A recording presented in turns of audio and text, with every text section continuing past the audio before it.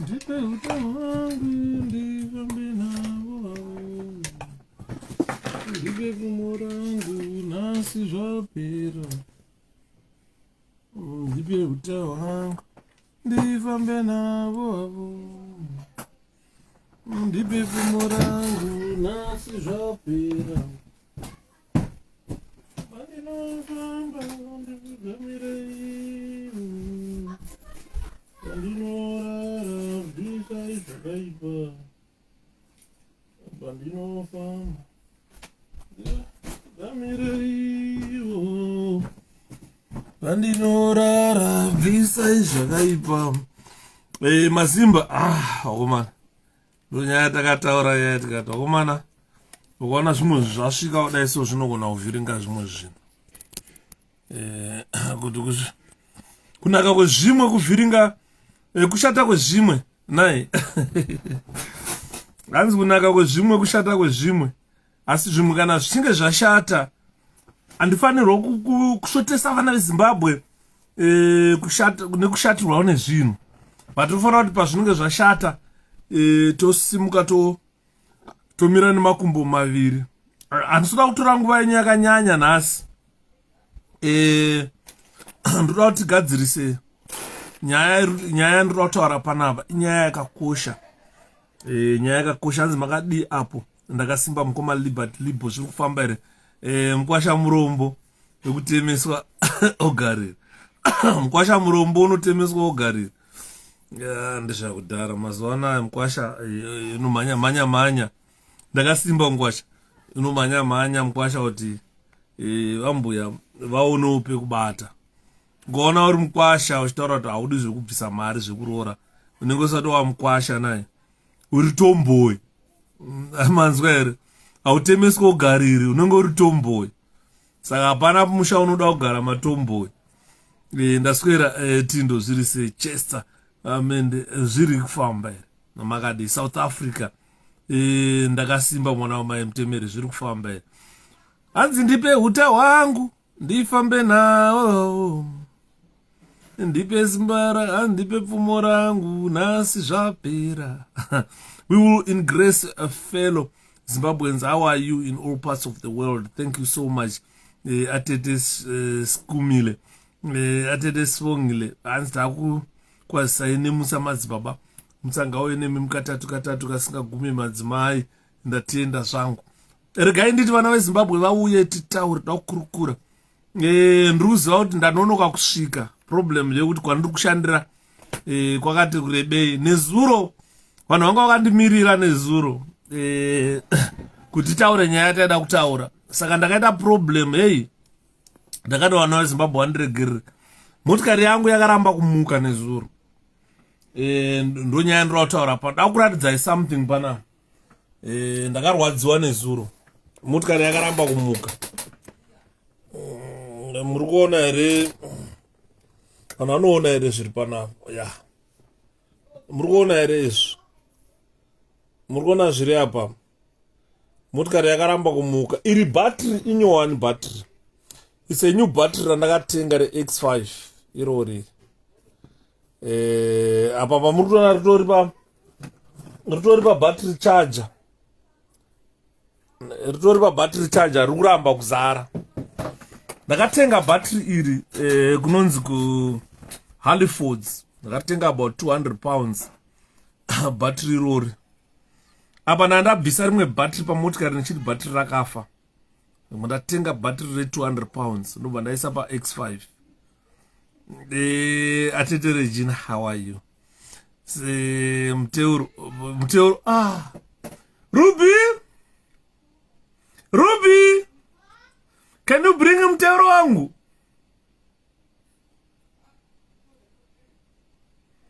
Ndatukangana nwa Muteuro. Can you bring Muteuro wangu? It's half. You go put Muteuro wakachena. Maskera daskera.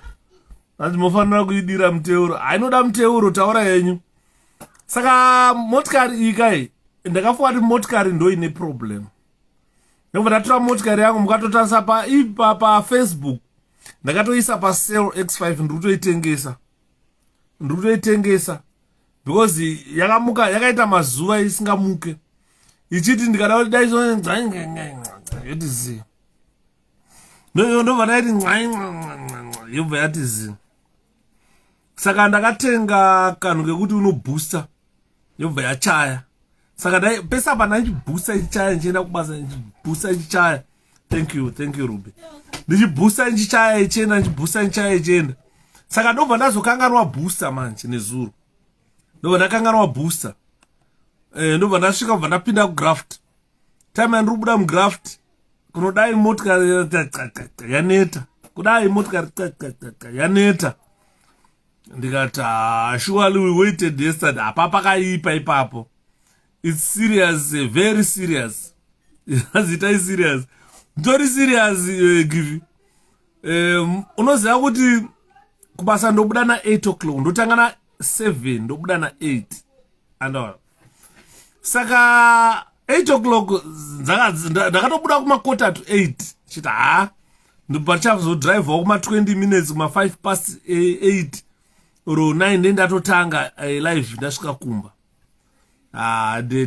Motikari kati unonyepa. Apa ndiri pasango manje. Phone apa ndandiri kubasa ndasina kuchaja phone. Luck imwe phone andimgona kunge inenge iri chaja ndo yakatanga kupera moto iyoyi. Iyi yanga yasara yane 9% roti wangodai chete inobva yadzima.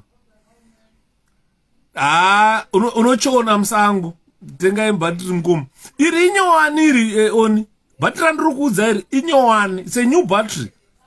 The battery is new. Andoona. But pandakambodzoka naro vakanditi bhatiri iri hauna kurisa pacharger for 12 hours. Saka ipapo mundofunga ratove ne whole day riri pacharger. It's a new battery. Irori. Saka ndakazotora ranga old battery. Ndora ndakarara nezuro nchichaja. Ndori ripa motikari izvo ndaitofa rakafa iri risina kufa. Ndori kutochaya izvozvo. Saka labor wangu is a mechanic akabva auya akanditi tarise tione. Kubva dai motikari adai zvikanzi no motikari haina problem. Ndikatomuti ndati motikari ndatoisa paFacebook ndakutoitengesa achita kana anoda kutora anodawo kura mwanda kupedzesa mwanda kupwanya mwanda kuita sei ndikati itori paFacebook ndatoitengesa 3,500. Andona ndakatoisa paFacebook atoenda paFacebook unotoiona motikari yangu iripo X5 yangu ndikutengesa asi handisi kutengesa number plate. Handiti mona. Saka you find kuti nezuro ndozati vanhu vazhinji vanga vakatarisira vakarinda nzira vakaona munhu hapana. Ndakazorikavhwa ndofunga kuma 10-11 kubva na 8 ndakazorikavhwa kuma 10-11 ndosvika pamba kuma 11 chipinda pamba ndakarwadziwa. Yuda, we have been waiting yesterday up to midnight. Papa sichatoite mukoma semu papa toshata. Ndakasvika kumba kuma 11 I was recovered kubva kusango ikoko nerecovery kusvika pano. Recovery akatoya akatarada no need kuti start nongokutakura chete hande bozoti kakuistart yakanyarara futi munzira tozoita sei. Ndobva angoloda motikari ndobva tasvika panapa usiku kuma 11 11 chaiko kuzondiwe live apa ndandaswera nenzara. Unoziva mabasa edu kushandira masango anonetsa. But anyway neighbor wangu akabva auya kuma 11 ikoko akanditi problem vandamutaurira akati no motikari haina problem but bhatiri rako ndo rine problem. Andoona. Saka ndarisa pacharger ndofunga rakutosvika full day riri pacharger ndakurisiya ndoona kuti harizare. Rikazara ndozoridzosera paX5. It's a new battery. Ratadzosera apa it's an old battery but riri kutoshanda better than a new battery. Andimona. Saka ndo nyaya dzandati ndanimbotanga ndaita apologize kuvana veZimbabwe. I know nezuro vanhu vanga vakamirira vachida kunzwa kuti zvofamba sei but luckily nhasi 8 o'clock dzakwana. Ndofunga ndasvika panapa kuma 8:15. Saka ndambotsvaga something to eat kuti ndiwane kapower kandinako kutaura naye. Saka anyway ngatitagane vanhu vakaora moyo nezuro ngatitagane. Nyaya yandira kutaura it's a very simple case.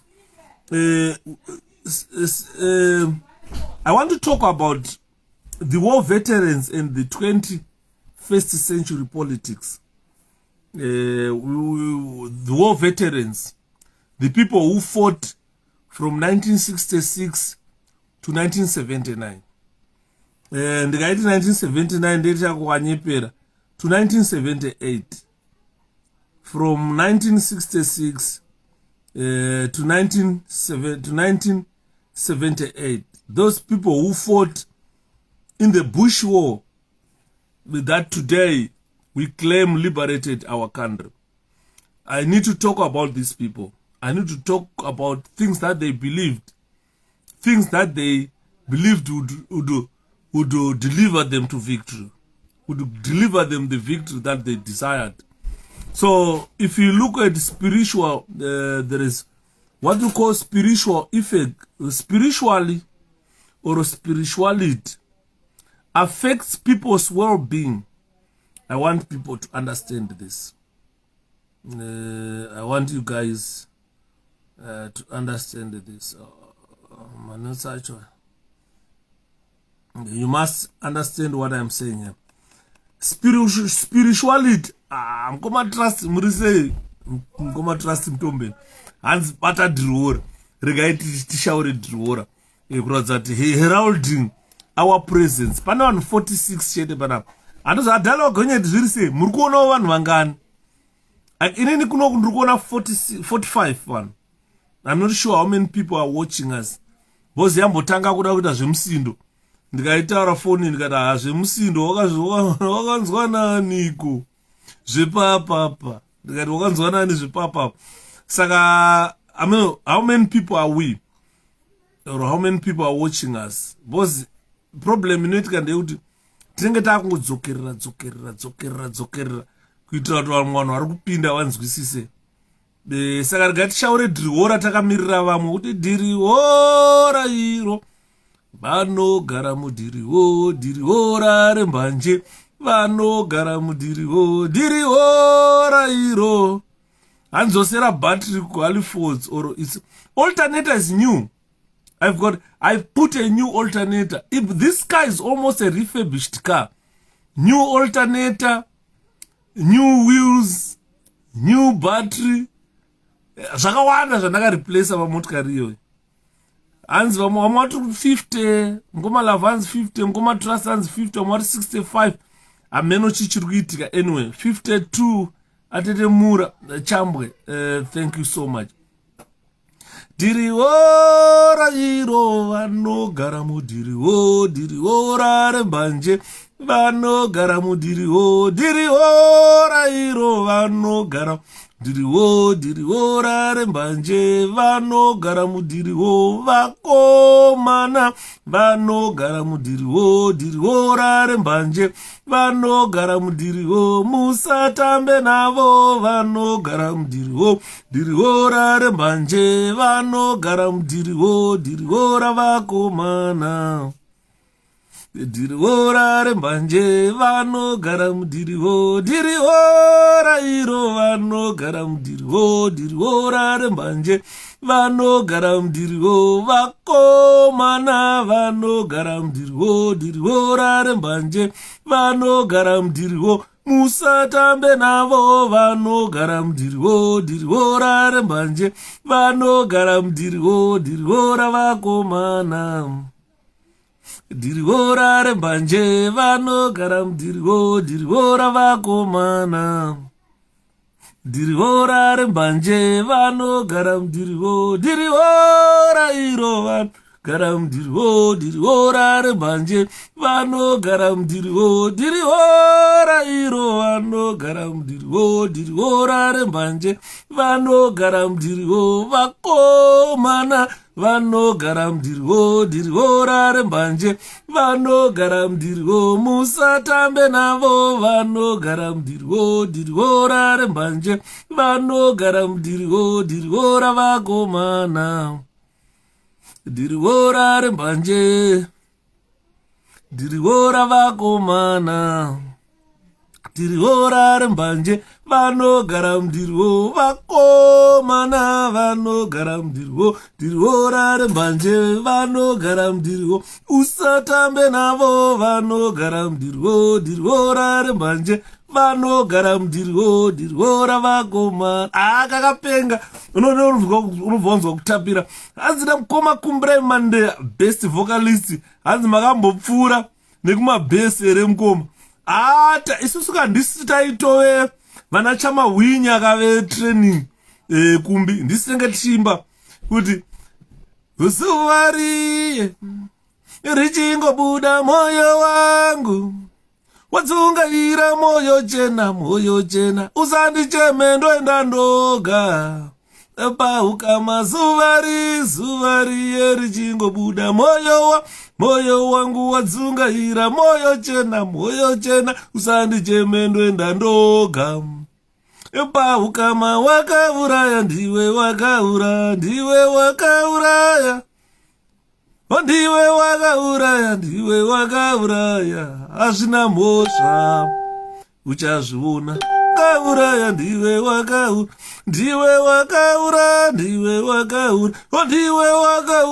ndiwe wakauraya hazvina mhosva uchazviona zuva riye richingobuda moyo wangu wadzungaira moyo chena usandicheme ndoenda ndoga paukama wakauraya ngwena wakauraya kauraya chiwenga wakauraya makauraya ndimi makauraya hazvina mhosva muchazviona pakaipa hati hazvina mhosva muchazviona nondimi makauraya ngwena wakauraya chiwenga wakauraya asi hazvina mhosva ndimi muchazviona naye azikumbira madhakisongo iyo matanga mandifungisa kuurungwe mngoma kapiko kumbi unenge urikoko under the roof pakaipa volume bow leader so happy for the good you are going motivating us aiwa hatinosvika chete wakomana don't worry musambotya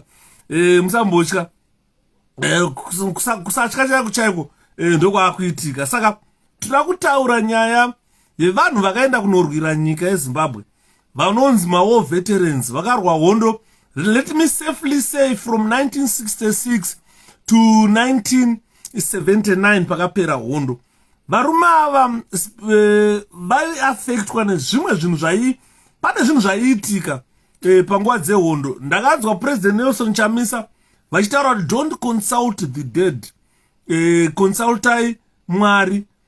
Vanhu vakachema, vanhu vakapenga. Chamisa zvoita se it was not Chamisa who stated that. It is the Bible ramunonamata imimi usiku nesikati. Vanhu havana kuona kagist kakataurwa naPresident Chamisa. Vanhu vakaenda kuguva ramudhara Tsvangirai vakanochema. Tichafamba nemi baba Tsvangirai. Baba Tsvangirai. Tabatana baba Tsvangirai. Vana venyu tabatana takuti bato renyu riende kumberi baba Tsvangirai. Hapana mboita mazuva 2 days or 3 days. Kuchibva kwakafa top official yekwemDCT bad game. Top official ichifa ndobva vatanga kukiyana vachipuwa mari dzedu vachidya mari dzedu vachinwa doro vachibhema fodya vachitenga mbanje vanachiposa vanakupa vakatoona kuti ngatitoricolai as many as possible toungana isusu paukama hwedu todya mari tiri muparliament tichiseka parliament rakutange bhawa rekuti hauvhoterwa unongonzi uya upinde muparliament mubhawa wotopinda ugara apa maakutengerana doro maakunwa. Vanhu vanokanganwa kuti zvezvatiri kuita izvozvi izvi kune kwazvakabva. Nyika yeZimbabwe haina kungouya on a silver platter. Ine vanhu vakasacrifice life yavo. Vasacrifice life yavo. Vazhinji vacho vakasacrifice life yavo, they ended up being murdered neZANU-PF. Andi murikuona. Ndaswera atete Otiri. Otiri amaiva oti. Amaiva otiri yavariko kumba. Amai otiri yavanorwara. Otiri yane musoro. Otiri yavakarara. Amaiva otiri amaiva.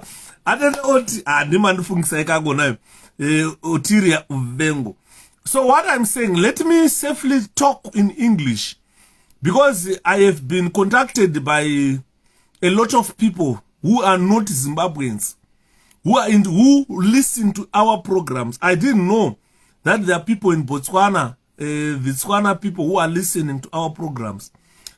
Some people in Mozambique, some people in Zambia, others in Malawi and DRC. It's like our videos are going viral in those countries. Those people in Malawi complaining, and those in DRC, that the videos are too long. Please, can you do them at my short videos? No, the problem is these are live streams. These are not videos that are shot prior to being uploaded on YouTube, but these are live videos. I will be engaging audience, so I can't make them short, but I can only have material for discussion for that day. We don't want to carry forward material. We want to say, when we are discussing something, let's exhaust it. Then tomorrow we come with a different topic altogether. So I'm talking about the people who participated in the struggle war for Zimbabwe from 1966 to 1979. I guess you were a good singer during training. Yeah, I was, yes. Sometimes people will say my voice is bad, but I used to tune it so that Murari unakidza. Apa mataura ya save ndabve ndafunga kuti kanonzi uchengete vana, definitely. My brother 𝗩𝗲𝘁𝗲𝗿𝘆, how are you? 𝗩𝗲𝘁𝗲𝗿𝘆. So we are getting audience, ladies and gentlemen, across SADC. So, and another guy I spoke to is from Sudan, South Sudan. I was surprised. The guy is from South Sudan. He owns, let me show you, let me switch this phone on. Evidence. I want to show you something. People from South Sudan, they've been listening to our presentations. So we are getting audience. The people in Zimbabwe, they don't want to listen to us. But people in South Sudan are listening to me. People in Botswana, Zambia, Mozambique, DRC, Malawi are listening to me. As Mgoma, we need to be connected with the 𝗍𝗶𝘁 leaders in Masvingo. Tirimu road kuenda kumusha. Thank you, Mgoma Doba. What I want to show people things that have got evidence. Things that have got evidence. I want to show you. I was surprised when these guys got hold of me. You see, the problem with my phone is now loading. It was switched off. Look at how it loads. This is why I tell people that be careful. Sometimes I won't answer you quickly. Look at what messages are loading on my phone. Look at that. You see, I've just turned it on. But look at how messages are coming in. These are 10,000s and thousands of messages coming in. Look at it. It's loading. This is why I said to people last time, someone expect an instant answer when ask me something. Ngoma Shepherd, someone anangaida an instant answer. Look at how they are loading. Can you see that? Can you see that? These are messages loading on my phone. About 200 something groups. All these are groups loading their messages since this phone was switched off. Can you see that? I told us evidence on wachiona. Evidence on wachiona how they are loading. Now they've stopped loading. If I read messages, like if you look at this group, it has got about 600 something messages. One group. The other group has got 562 messages. The other group is 100 something messages. The other group is 400 something messages. So these are all messages loading into this phone. About 250 groups. most of all these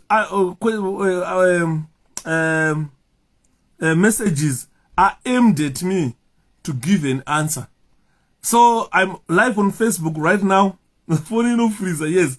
I'm live on Facebook right now. I'm entertaining people on Facebook. And on WhatsApp, I've got 250 groups waiting for my answer. You understand? Most answer, most kumoresa. Kumoresa like this. Hello there. He doesn't even say I'm sorry and so. But I've got 250 groups plus individual people who come into this phone. So every day no reply my 10,000 messages. Mama shama audio, mama just say as gore mujiwerenga mama. 1 year chai, but then I scroll quickly, then attend to those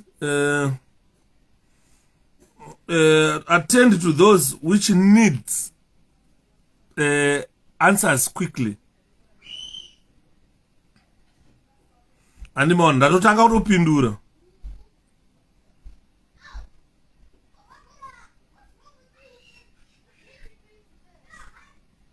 Without a problem.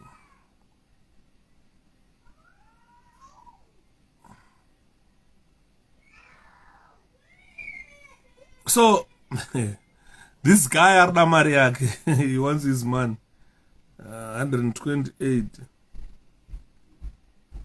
How dumb we read?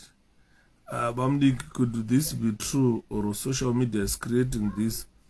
You have instruments to investigate this. We need the truth. If it's true, then iso atichina nyika asungoti zita kana president chamisa votaura about spaghetti rolls zones azviti. You see, these messages are directed to me to investigate, to try and find out. Let me give a call.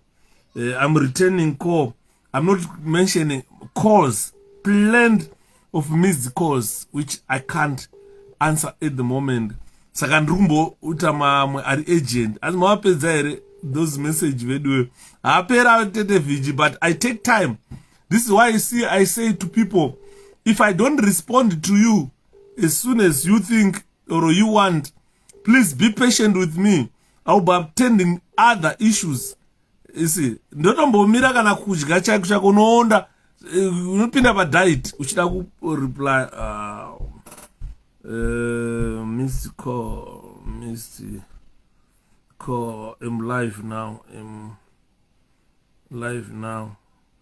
Right, I've tried to ring back. I'm not going in this.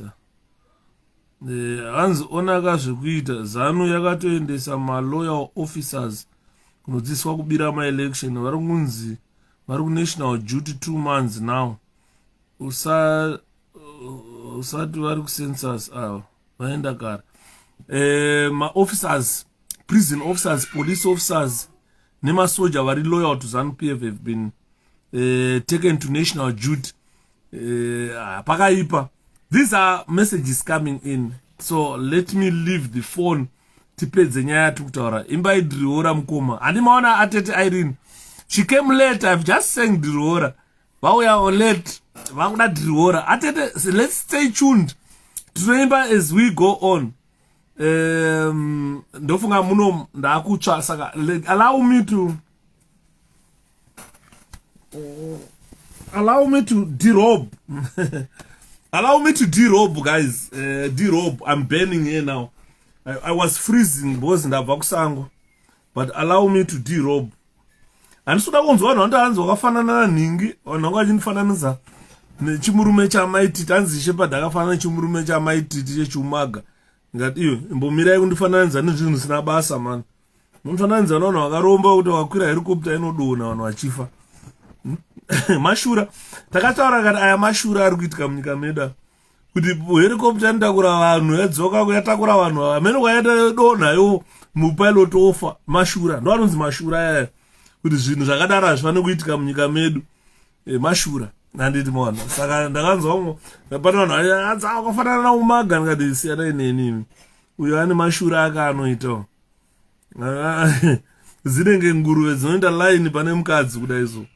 Kuita ngehochi. Ndikati siyana ineni. Ukaona uchiti ukatakura munhu ndege yodona mashura. Right, saka handiti bate nyaya tinotaura tichada kutaura zvanhu zveZANU-PF zvisina musoro izvi. Zvinoshura kufa kwevanhu. Kungokwira dai ndege dzatakakwira maBritish Airways, ataingokwira British Airways kusvika muEngland yobva yadona. Vanhu vaibva vati Shepherd mashura. Adibona.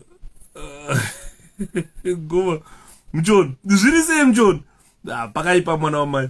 Kutaura mashura anowanika muZimbabwe kuti ngokwira helicopter chete yadona. Isakakwira maAlu 83. Haana kumbodona nanhasi. Saka nyaya tikutaura panapa inyaya yema-war veterans. 21st century politics and the war veterans, people who participated in the 1966 to 1979, the struggle for Zimbabwe. These people had some beliefs that they had. I want you to understand me properly. They had some beliefs that they had. Spirituality, as we know, affects people's well-being and can be used to cope with the traumatic experiences, especially spirituality. The today's presentation will explore the role of spirituality in coping with war-related trauma among war veterans who fought in the Zimbabwe War of Liberation between 1966 and 1979. 1979. If you look, we need to look into it in depth, because these people, if you talk to them today, if you see what they do today, these people, they just support ZANU-PF. Not because they want to support ZANU-PF, but they think spiritually they are attached to ZANU-PF. They think they still harbor promises that they were given by ZANU-PF before the war ended. So these people, they believed a lot about their ancestors. They believe that they are connected to those ancestors. They believe that they are connected to spirit mediums. They believe that they are connected to that. And as I see today, the way they were connected to spirit mediums and their ancestors, it was fear of the war. These people had fear of the war. This is why they felt connected to these people. On top of that, these people had songs which they can sing and dance during the war. And these songs, it like gave them unit to say, look, we want unit amongst ourselves. Hondo iri kurema, hondo iri kurwadza. So they wanted the unit amongst themselves, that they could sing war songs and dance to war songs. Hoped that the spirit and the spirituality and the unity will dwell in them. Spirit mediums, they helped with moral issues. They helped with moral issues and believing in God. This is why ndikutaura chiti President Chamisa pavakataura vachiti, let's not consult the dead. President Chamisa vakataura zviri clear. During the era or during the war, these war veterans, they had connectedness nespirit yenyika. They had connectedness nema ancestors avo. But at the end, those ancestors were told to take all the messages to God. So sometimes we should believe, knowing that no matter how spirituality you are. I've seen a lot of people condemning why Chamisa wrote this, why Chamisa that, why Chamisa this and that. I've seen a lot of people condemning that. But they don't know that even the war veterans, all those people who went to fight, although they were talking to the spirit mediums, they were believing in their ancestors, spirituality, connectedness. At the end of their prayers,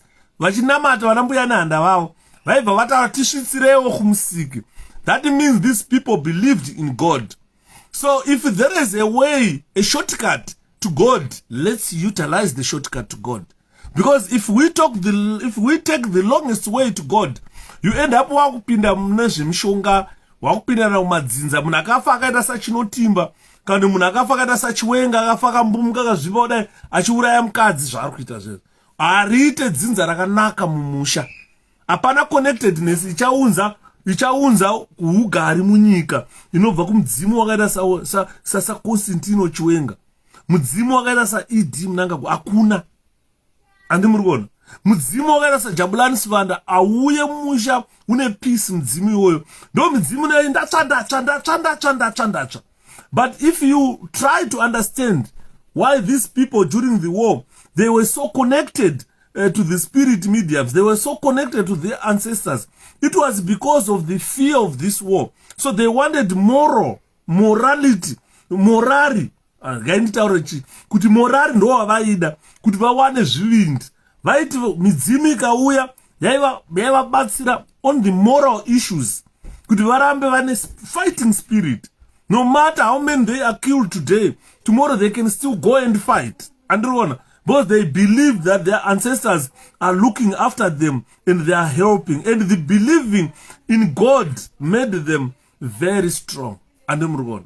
So when we look at that, I know there is what we call cultural sensitivity in whatever I'm discussing tonight, but individuals must understand that for you to copy with this cultural sensitivity that we are discussing tonight, you have to look at the war veterans as they were traumatized psychologically.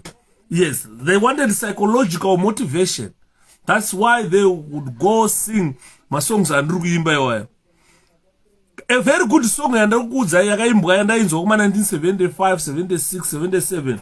Vaimba kama yoti kamwe kamchuni kasiya boda pawaya vachitiza chopa dzemapuruvheya kongonya ina nimboga kongonya kuti kune chopa kongonya ina vachitamba vachidzana pasi kuti kongonya obvora na nimboga kongonya kuti kune ndege kongonya ina nimboga kongonya kuti kune chopa. Vanenge vakatakura ma-AK vakabereka mabazuka vamwangaita sei vachitamba vachizvimoraliza, because these people masongs iwayo aivaita kuti pane imwe song imwe yakamborekodwa nevanhu vakaenda kuhondo vakapfurwa vakakuvadzwa vaive vachiti hanzi baba 𝗩𝗲𝘁𝗶𝗿 vachiimba those songs dzaivapa chivindi.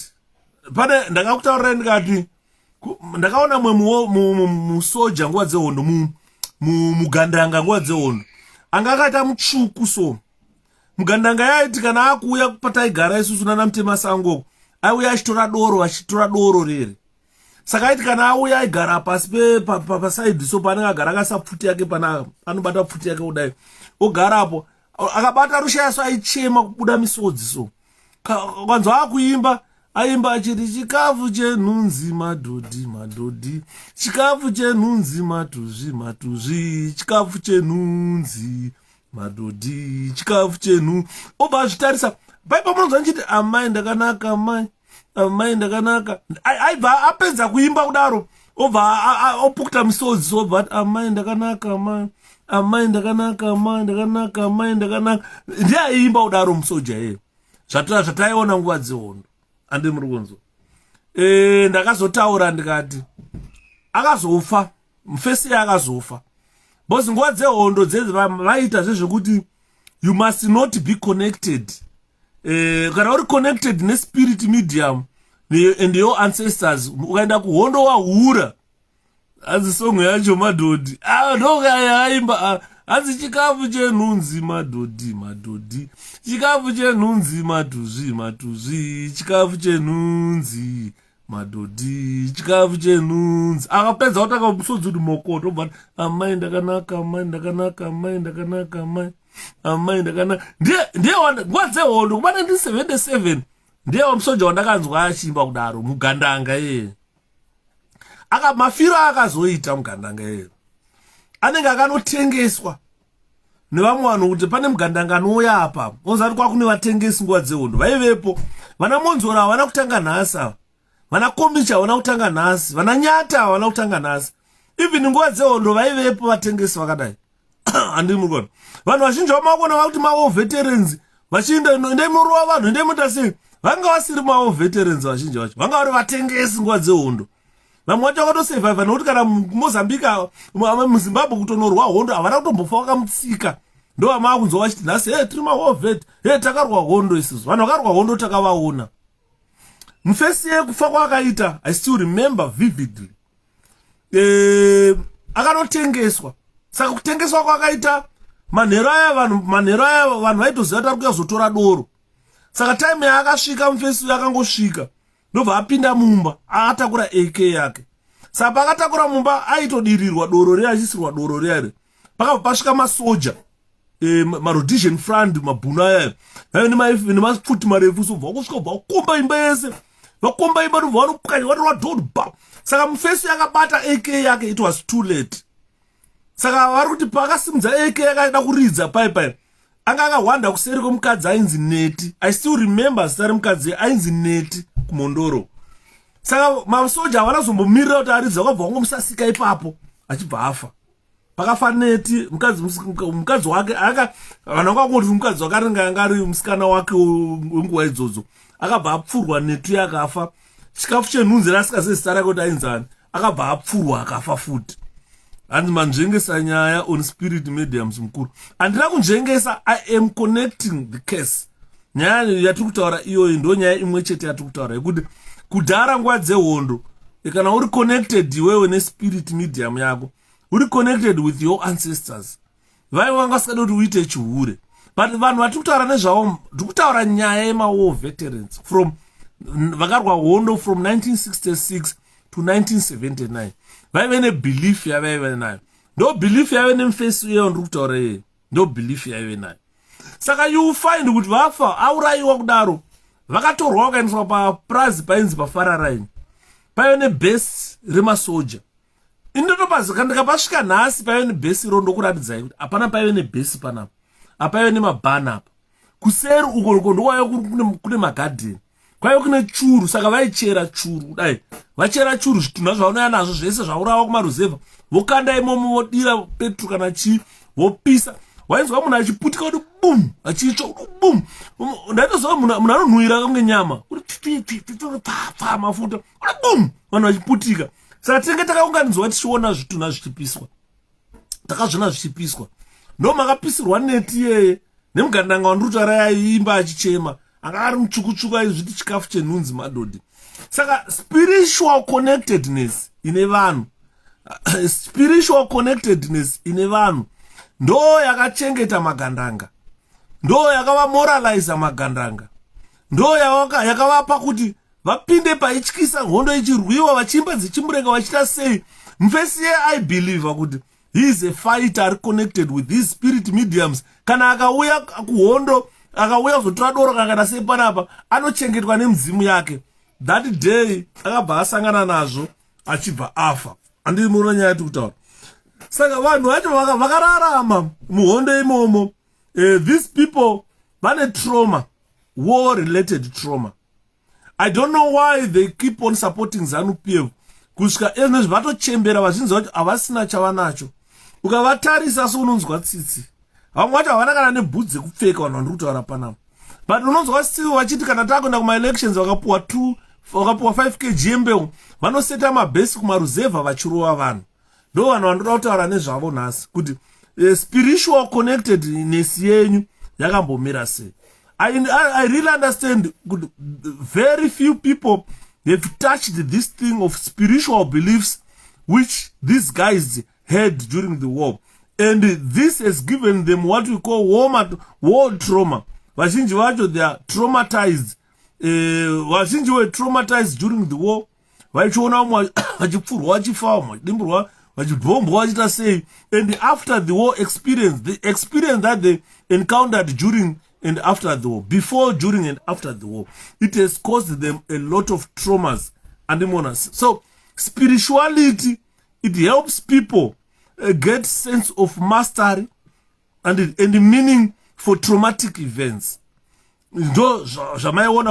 Why they were like on spirit mediums, because unongopuwa kuzvinzwa so kamasi ngozvinzwa kuti hanini hapana chinondiwana andimona pasina chinokuwana kana pazoitika ma traumatic events akadai. So spirituality, these people they still believe that they are still connected nema ancestors avo. Saka vachiti kana vakada kuuraya vanhu izvozvo vanongoenda vanokusvika uponda munhu, because vanonge vachiti isusu we are connected. Those why the reason why our war veterans or these people who fought during this war are causing chaos and chaos in our country, causing more trauma in our country, it's because these people, they saw a lot and they were not given counseling to say, look, if we cancel them, panoti vaombere vakavafi vanogara pasi ugona kuombera mdzimu.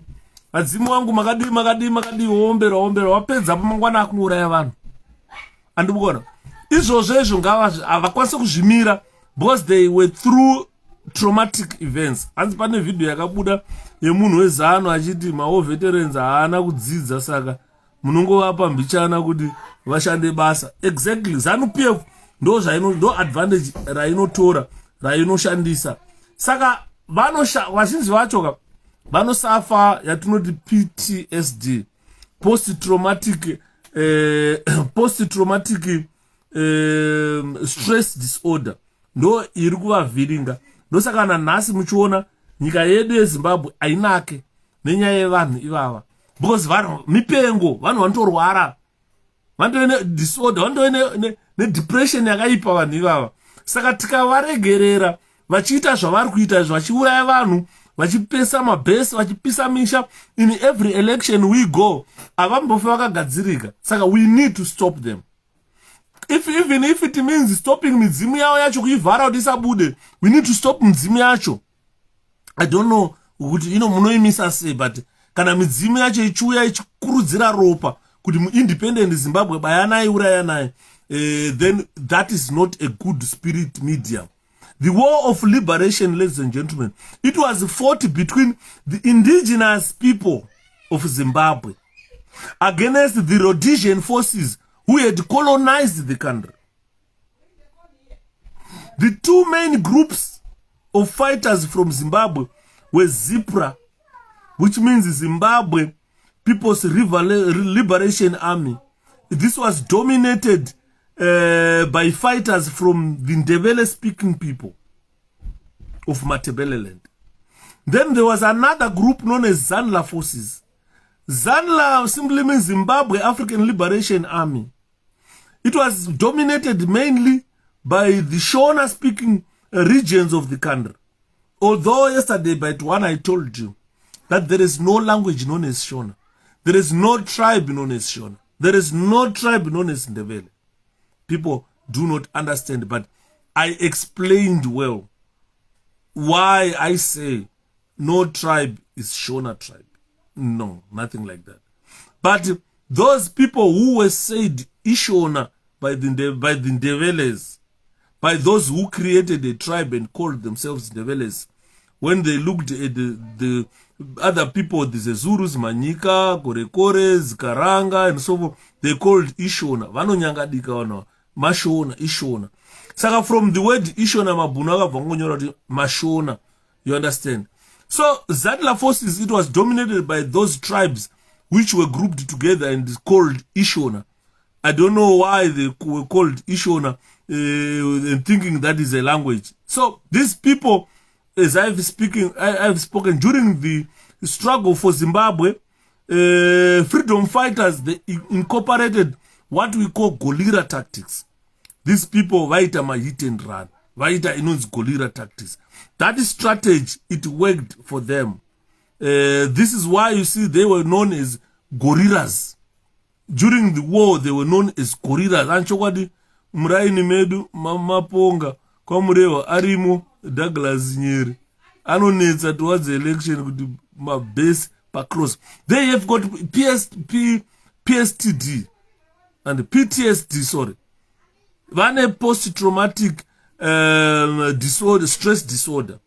This is why you see they up to now 43 years or 44 years after independence, they still believe in military bases to win an election. And to win an election, they still believe in military election. Because they were, during the war, these people were using guerrilla tactics. This is why you see they were known as guerrillas. At the outbreak of the war in 1966, Rhodesian forces were more prepared than these Gholiras. People must understand that. They were more prepared to fight than the Gholiras. Because they were largely, the Gholiras during that time in 1966 were not trained. They were not well trained, or they were not trained, most of them. So most indigenous freedom fighters died during the initial stages of that battle. Ukatarisa battle inonzi yekuchingono. Battle, my battle. Let me generally said, most of these Gholiras in initial battles, a lot of people died. A lot of people died. These Gholiras, they died. So if you ask them what was the objective of that struggle war, they wanted Africa to rule itself. If you ask them, they wanted equitable distribution of wealth among Africans, or among the people of Africa, or among Zimbabwe. Let me say Zimbabwe. What they, if you ask a war veteran today, those who fought in the 70s war, if you ask them what was the objective, why did you go to war, he will tell you that what they wanted is an equitable distribution of wealth, Zimbabwe wealth, what we call socialism. Ndo yavaida, ndo yavaimba. Vachimba wa this three mandu, tukunzi nasta mandu ma socialists. And because what they wanted is equal distribution of the wealth. They wanted to distribute amongst blacks and whites.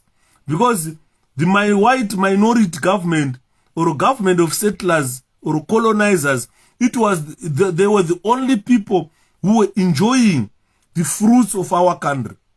Freedom fighters, not gorillas. No. Lawrence Muzia. During that time, they were not known as freedom fighters. They called them gorillas. In Ndrugutaura from experience, because I saw them. That's what they preferred to be called. They wanted to be called gorillas because they were matororo. If you were there, 1976, 77, 78, you understand what I'm saying here. These people, they loved to be called matororo. They loved to be told gorillas. You understand? If you were there during that time, this word, the freedom fighter, it only came after independence. They were never using that word, freedom fighter. All those I interacted with during the war, I have never heard them saying we are freedom fighters. But that is why trima gorira na mai. Vaiti vakangonza wana trima gorira isusu. Vakaunganidza vanhu vachita mapungwe mabhesi vanhu vachitaura kuti trima tororo. Saka waitozikakonzi matororo auya andinoona. Kana pakaurawa mufesi wanachitaura wewo kunzi chikafu chenhunzi madhodhi. Pakatofa panzi paurayiwa mutororo. Pakatofa panzi paurayiwa mutororo. So they loved the word matororo. They used the word gorillas because they were using gorilla war tactics. This is why they love to be called gorillas. But the main objective of that war, why is matororo exactly? They used the different names, but anambonzo vachiti freedom fighters. Both vachinji vacho vanga vasina kana kuenda kuchikoro kuti vatoziva chinonzi freedom fighter, vamwe vanga vasikatozivi. Saka what these guys were fighting for is the equitable distribution of Zimbabwe wealth. Adebi mdara kuno mvura chete naiwa South Africa yarugezwa ropa. South Africa yarugezwa ropa.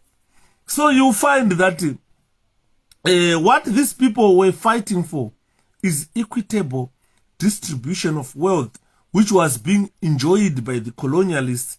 The few whites who were in our country were controlling everything. So they were enriching themselves whilst the majority were suffering.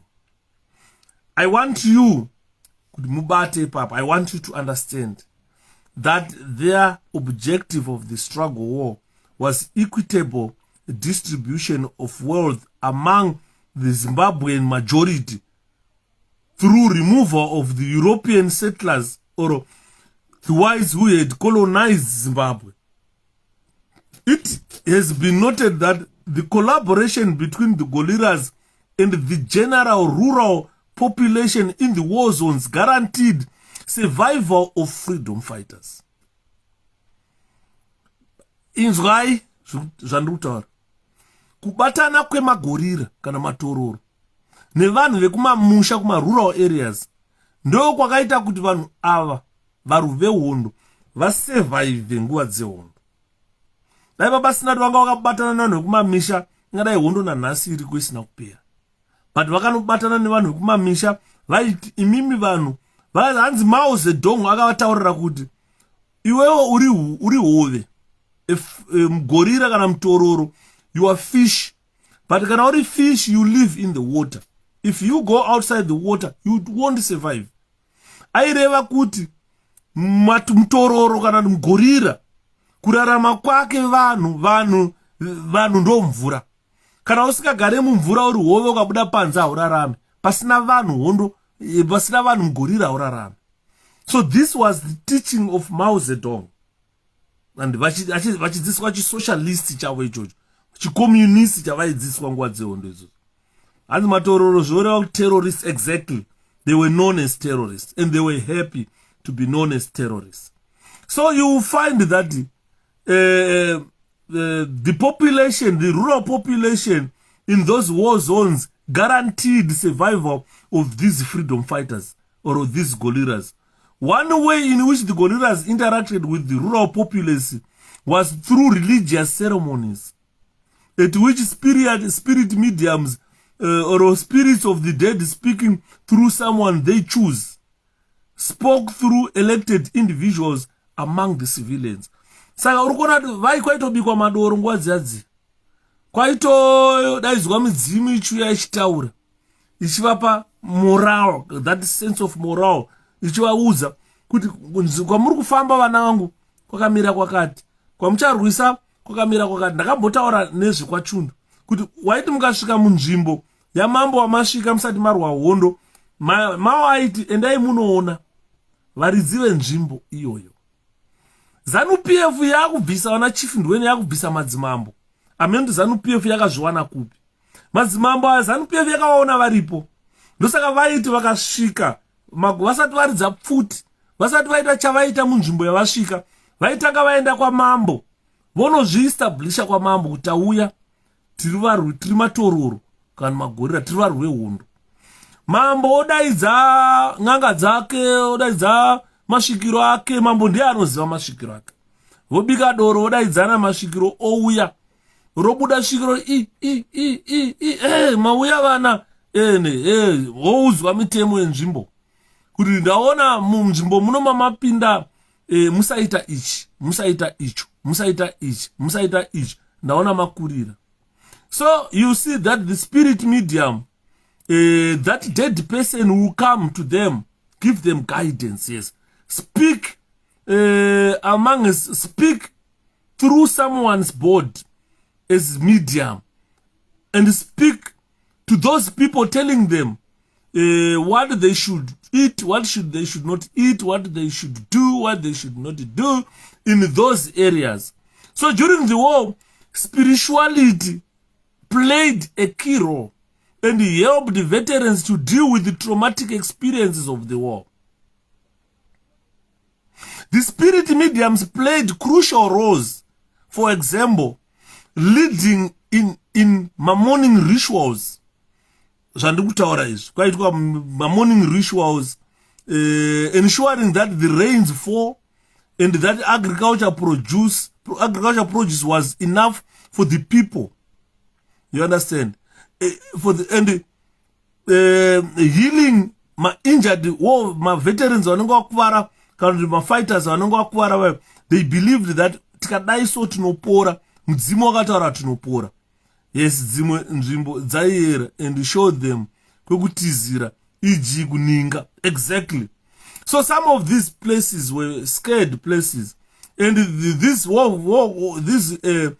veterans, I told my war veterans matorora vaitoudzwa nemudzimu kuti kana pabva panapa vana vangu mukaridza pfuti makadai munotiza munoenda kwakati, pane bako riripo pakati ndokwava munosvika mopinda mohwanda ikoko mabhuna akubatei. kana mungariza uko munotiza muchienda kwakati amubatwi, mungadaiso munoenda muchienda kwakati amubatwi. Asi vaiudzwa unzi ukarara nemwana ukabata musikana kana mukaita chihure munzvimbo muarea mangu munomu ahondo yamuipedzi munopera kufa. And vazhinji vacho vakatadza kutedzera zvaitaurwa nemaspirit mediums enzvimbo idzodzo, vazhinji vakapera kufa. Ndo mwamonzo vanyanzi hatikangano varere mumasango vasina makuva vakafira nyika ino, vakafira nyika yedu yeZimbabwe. Vazhinji vacho vakafa nenharo, vazhinji vacho vakafane kusateerera kuti midzimu yavo yacho yaiti chii. Handi muri kunzwa? Nekuti vaiti vakainamata vakaipira midzimu yavo vaiitaura kuti motosvitsirawo kuna nyadenga, kuna Mwari. Anditi ndoda kuti mubate ipapo, nekuti ndakadzwa vanhu vachitaura kuti Chamisa anopenga, Chamisa akazoita sei, mazanu varakashi vakawana nyaya. Saka nhasi ndoda kuti munyatsonditeereresa varakashi, kuti it's not about nyaya dzekuenda kuvafi. Mufi aiuya kutaura kuti ukangodai wafa unouya kwandiri, ukangodai unouya kwandiri. Andiri mona, but ukatedzera izvi neizvi neizvi ndabva kuna Mwari, Mwari vandiudza kuti itai izvi neizvi neizvi. Imimika you believed in them, you didn't believe kuenda direct kuna Mwari kunozvinzwira. Saka maibelieve kuti ava vakafa ava ndo vari mumhepo vari kusvika kuna Mwari. Tikavatuma vanosvika kuna Mwari votaura, vopuwa message vodzoka votipa. Mapuwa message yachabva kuna Mwari, imimi hamuchaiteedzeri. Andidi, saka uri kuona vazhinji vakaparara nguva yatiri kutaura iyoyo. So you find that the spirit mediums during that time, it played crucial role in leading or guiding this struggle for Zimbabwe. This is why you see those fighters, they were even given areas which were safety zones, and the spirit mediums predicted the movement of the enemy. They will be told, mandichane pakachane zvakati imiita iso. So at the end, it inspired confidence and determination in the fighters. The role spirituality played, it instilled confidence into these fighters, and it gave them this determination to say, look, I need to continue to fight. I need to continue to fight. I need to continue to fight. Even kana pakafiwa vaiti midzimu ndozvadiwa naMwari, ndozvadiwa nemudzimu, but atidzokechi kumashure. Let's continue. Aluta continua. So these Matororo in turn, they strongly believed in these spirit mediums and always informed the ancestors about the war. They always informed the ancestors about the war, especially justifying the need for the war. Womashikira akauya vaitaura nawo kuti listen, we are fighting this war because these white people, they've invaded our land, they are controlling our world, so we need, we are like beggars in our country, we are paupers in our country.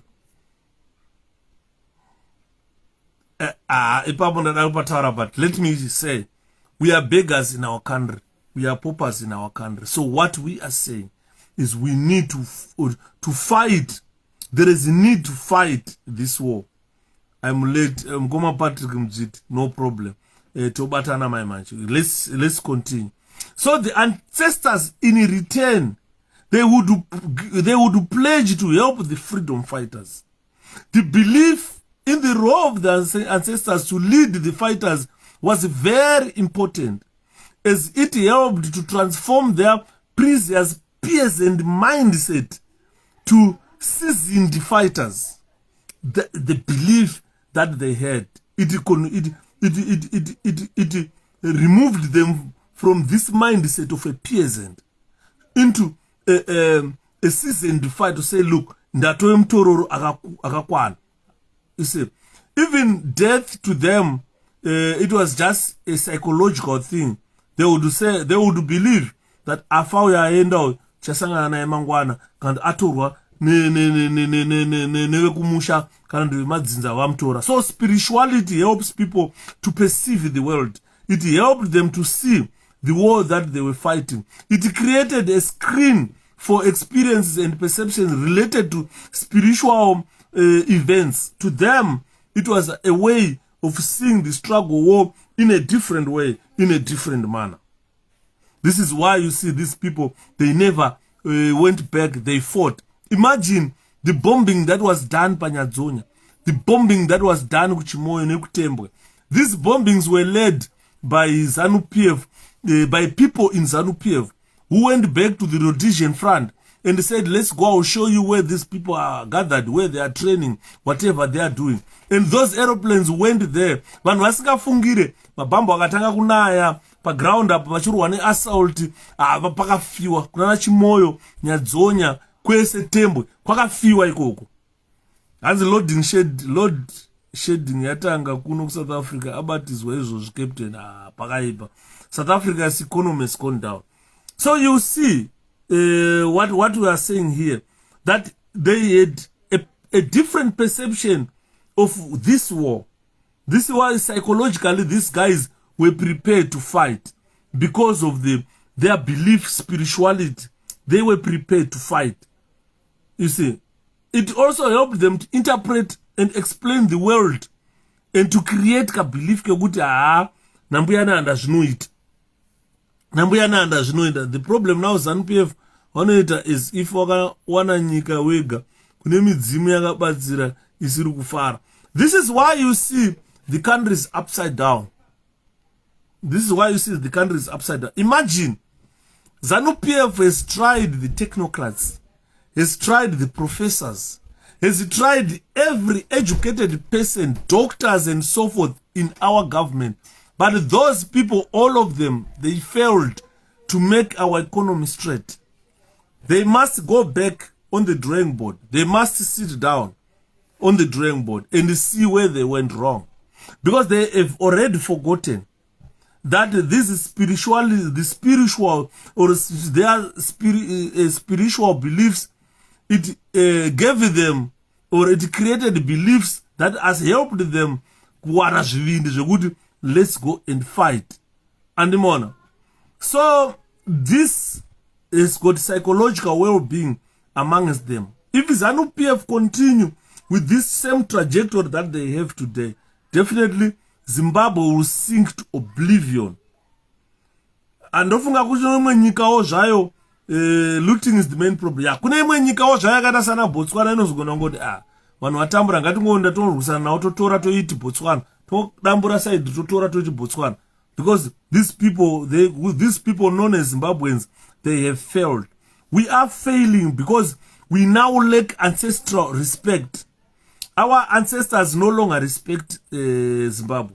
Those leaders who are there today, they are not even respected with our ancestors. They don't even respect the ancestors. And so if you lose that ancestral respect, you cannot provide protection to your wealth. You cannot distribute that wealth equally.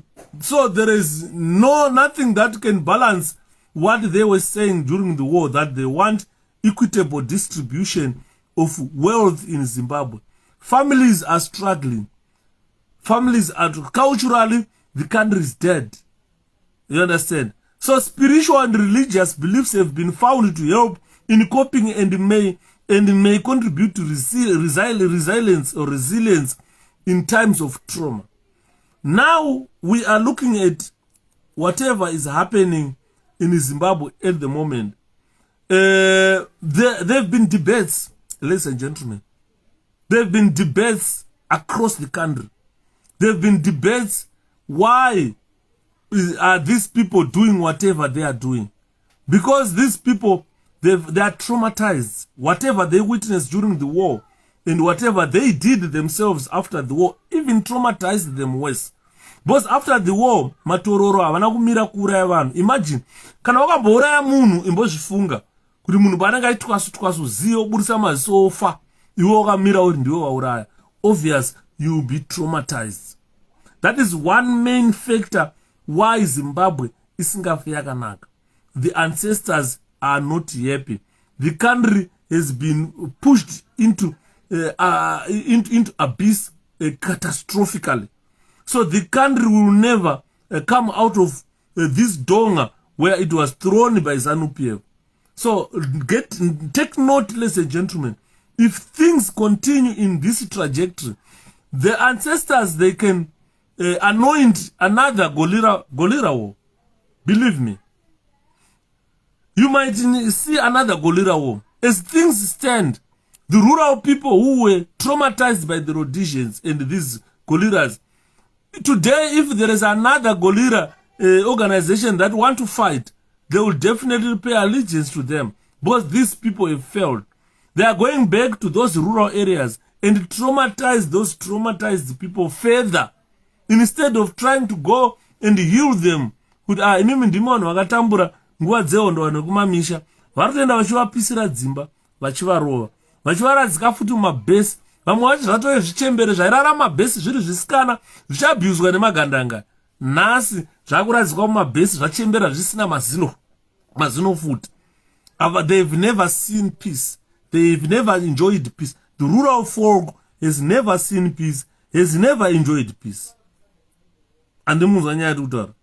So, if we try to explain kuma war veterans kuti varume asisindo zvamakaendera kuhondo, whatever chaos you are causing in our country, in Zimbabwe, that is not the type of livelihood that you went to fight for. The issues of wealth, you have abandoned them. The issues of well-being of millions of Zimbabweans, you have abandoned them. So whatever you are now following, you are being controlled by someone with an ego, someone who wants to benefit with his family, who doesn't care about you. You mtororo akarara muhondo achisamhira shato. And so the experience Zimbabweans have about ZANU-PF, it is traumatic on its own. Zimbabweans are traumatized and they don't know when is this gonna end. Because it looks as if Magandanga, they are passing on the baton to their new generation of murderers. I don't know whether Midzimu Zimbabwe yacho ndo zvairi kuda here. Is this why this Midzimu guided Zimbabweans throughout the liberation struggle or the liberation for Zimbabwe? We are failing to cope with very simple things here. But I don't know whether Midzimu yacho ndo zvairi kuda here. Nosaka muchona takuzotaura kuti don't consult the dead. Because if this is what the dead wants, then we are in trouble. Keywords in Yuda, they have never seen peace. Thank you so much, Mzi. The rural people have never seen peace. They have never enjoyed peace. They were sleeping in bases. Vari vasikana vachibatwa zvibharo vachirepwa. Mukoda kubatwa zvibharo kwakati kwana Joana Mamumba hazvina kutanga ipo paya. Zvakatanga nguva dzehondo bva 1966 vaingorepwa vakadzava. Vachirepwa kudaro ukusvika hondo yapera. Hondo yapera kwakaya zvima youth brigade wofuti zvisina kuenda kuhondo zvakabva zvatangana nawo malocation mumaruzevha zvichivaunganidza mabhesi zvinama. Kusvika nawo zvazvimbuya vakadzava zvazvimbuya. Havachina kana mazino mukano. Vazhinji vacho vane vana 2 3 different fathers. Auya mugandanga asiya mwana, auya mugandanga asiya mwana. Hondo yapera kwaya mu youth brigade asiya mwana. Vana zvamuri kuona zvizhinji hazvina ana baba. Akutoziva baba wazvo ndaanani. So the rural electorate has never enjoyed peace. Even the ancestors who guided Zanla forces and Zipra forces through the struggle for Zimbabwe, if this is what they guided them for, then Satan guided us. I don't hesitate kuti midzimu yavo yoyo yavaikumbira ndi Satan. Because hakuna mudzimu unokupa chironda kuti udyiwe nenhunzi. Kwaona kuti mudzimu wakupa chironda waita kuti udyiwe nenhunzi. So this is why you see a lot of people now, they've turned to God. They don't believe in the dead anymore. Because whatever we are seeing, if the dead guided these people to independence and let them traumatize Zimbabweans more than what the Rhodesians were doing, then handifunga kuti midzimu yakavatungamirira. Satan anenge akatora party papo. 𝗩𝗲𝘁𝗲𝗿𝘀 took delivery of his ultra-luxurious 2022 Mercedes-Benz GLA 600 from the Zimoko showroom in Borodale. Nyika mahumbwe chacha. And in since I was born, peace ndakaiwana in 1988 ndikabuda nyika because of ZANU-PF. So this is why we are saying, this is why I'm saying, guys, the traumatic experiences that we are suffering, or the people of Zimbabwe are going through or went through, starting from the war, after the war end, in the independent Zimbabwe. Kana iriyo yamoti, it is spirit medium yakatungamirira kuti zviitike tisafe zvatikuita izvi, then I don't think that is mudzimu wakanaka, mudzimu wenyika. I know it is premised on the Afrocentric approach, which advocates for the need of conceptualize the world in ways that are consistent with African people's history. I understand that you guys, when you conceptualize things in the understanding of your history, you want everything to suit your history. But if the history is pushing us into abyss, then I don't think that history is proper. Looking at the suffering of the people of Zimbabwe, if you look at how Zimbabweans are suffering, considering the history they are applying and the knowledge that they have about the struggle war, the ancestors being involved, culturally the spirit mediums guiding them to free our country, definitely we were led by the wrong spirit medium. Kana anga ari mbuya neanda wacho, ndosaka mutonzwa vanhu vakutaura kuti chidhori chake chacharwe endai munochipenda yellow chacho. It's useless. Hakuna mbuya neanda vanosiya nyika ichitambura zvayaita izvi. Hakuna. Because if you look at the trauma that Zimbabweans are going through, it mirrors the people's personalities. Now, Zimbabweans are going to resilience. Yongoti apana zvikuita. If they look at their suffering, to them it's now in a cultural context, the way Zimbabweans are suffering. So I don't know, the people of Zimbabwe, that do you understand the disease known as ZANU-PF? Do you understand the remedies that we should adopt to make sure that generations and generations to come will need a country where vanhu vari kufara? They need a country yavanofara. Saka kana takatarisa the way yatukutaura nezvayo, Zimbabwe yakuda a different approach. The politics of 21st century need a different approach. We can no longer stay in the lane yambuya neanda tichimirira kuti mana mbuya neanda vachauya nemana tozodya, tichimirira kuti vana nhingi vachauya votipa tozodya. Zimbabwe has become a donor country. Imagine 22 years of independence, 22 years tatora upfumi, tagowana upfumi, we are still looking to America to donate food to us. We have become a dependent of America. Ukadza vachichema masanctions, vafuara vachichema masanctions, vari kuchema kuti munhu aitipa uya baba vaimbotipa vakuda kutinyima. Saka vanhu voridza mhere kwetsu, because we have become a dependent of other countries. Even other Southern African countries, we have become a dependent of them. This is why you see, even my South Africans, they are tired of us. Takuurawa unge nhunzi kutswanyiwa kungeenda kusvika pakati pezvigununzi tswa munhu achiurawa mustreet. Akusina kwatodiwa, because we have become a burden to other countries. Nenyaya yevadzimu, yokuti vadzimu havasi kuona here, tikubvunza vadzimu, can you see this? Kana kuna mbuya nanda vakafa mbuya nanda kadiso wewe, can you see what we are going through?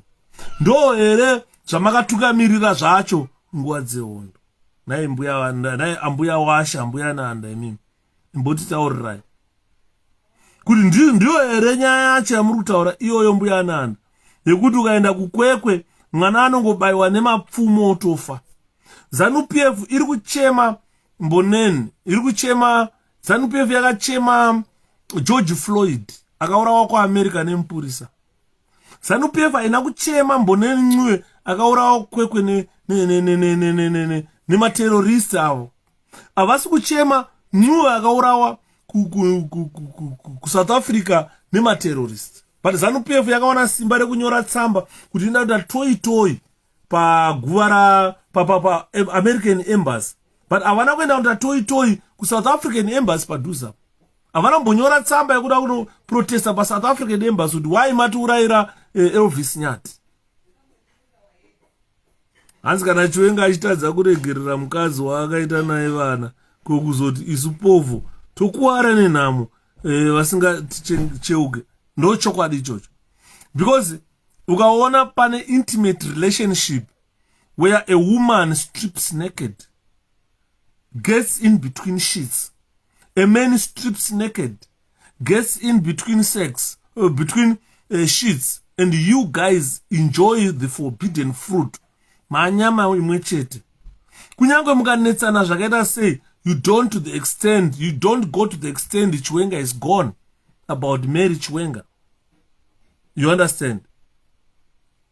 Because if those pfungwa dzako dzinofana kudzoka kumashure kuti amai vaikurura ndokurura topinda pakati pemashit street 2 toita zvinhu zvekuti hapana vana tiduti vaone, takavhara mahwindo mavhara chii, hapana kana mweya unotopinda imomo imomo, tapedza tobara vana tokandapa.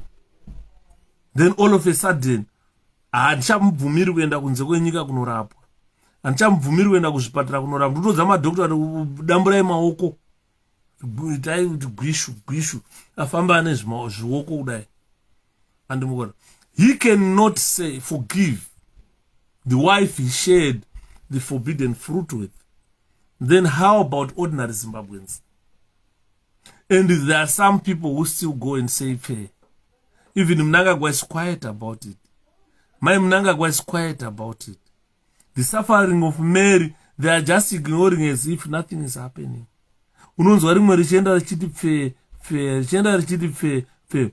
Unonzwa rimwe shona richotaura kuti Mandera takakukwadza paguku raundi, rimwe ndere richochema kuti makatikwadza paguku raundi. Andi muri kuona. Saka tiri kuita problem, ladies and gentlemen.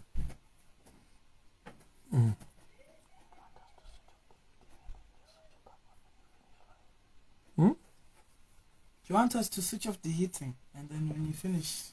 to switch the... Heating off. Heating off, yeah, switch it off. Yeah, muscle. It's too hot. This is why I've removed it. Muscle. Can I punch?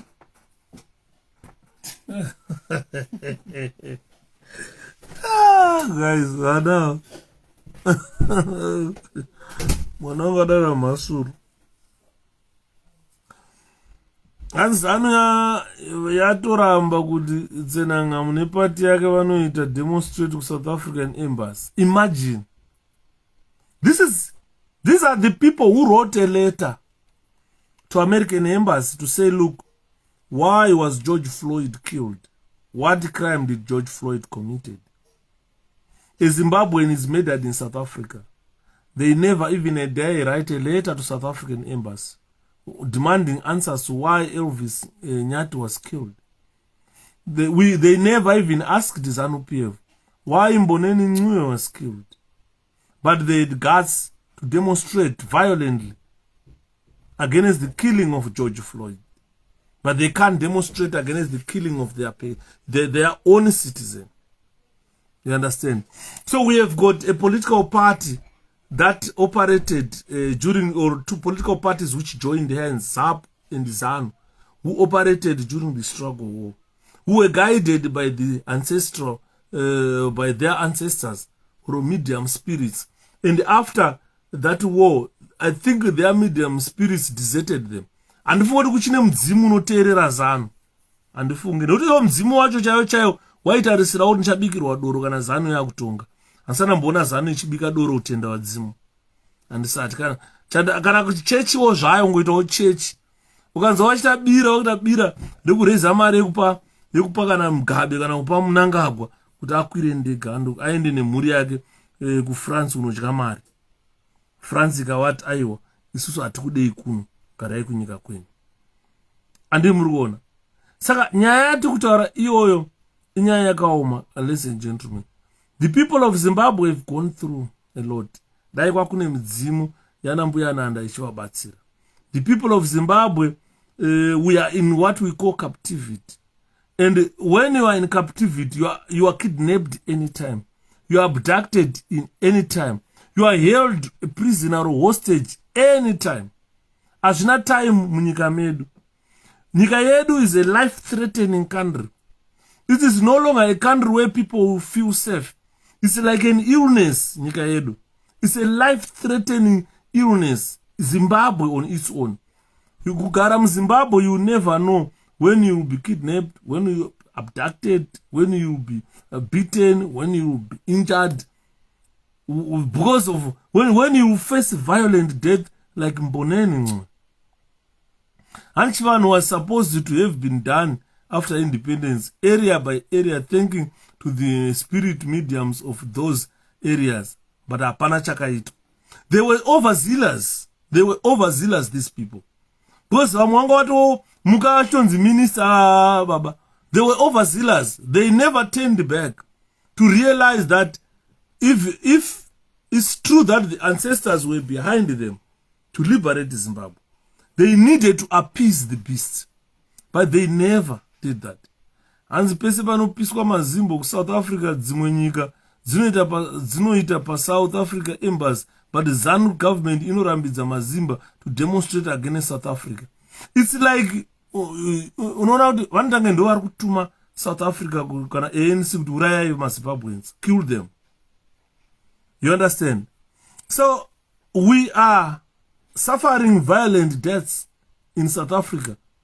People in Zimbabwe are being abducted. We are being killed. In a similar way, South Africans are killing us. Zimbabweans are killed in their country. In a similar way, South Africans are killing Zimbabweans. Because today we are all crying. Where is Itai Dzamara? He was kidnapped and he disappeared. Where is Maslin Zumbir? Where is that mskana oyo ukazviba oyo vananda benyama vari kupa narashiwe gusha varipi? People disappeared in Zimbabwe. We are disappearing in a similar fashion. South Africans are making us disappear. Muzimbabwe nanongotorwa urawa nopisirwa kusango vanhu momushaya muchamuwana. It's gone. Nema South Africans. And Zimbabwe government is not doing anything against that.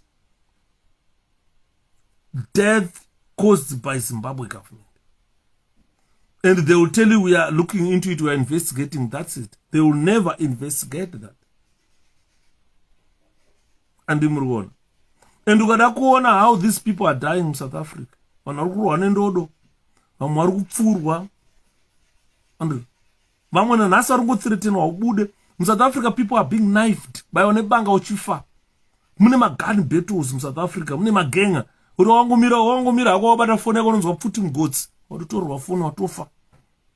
ZANU-PF does not care about the people of Zimbabwe.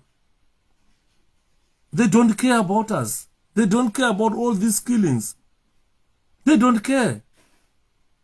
Saka ukada kuona kuti these are the people who participated during the war.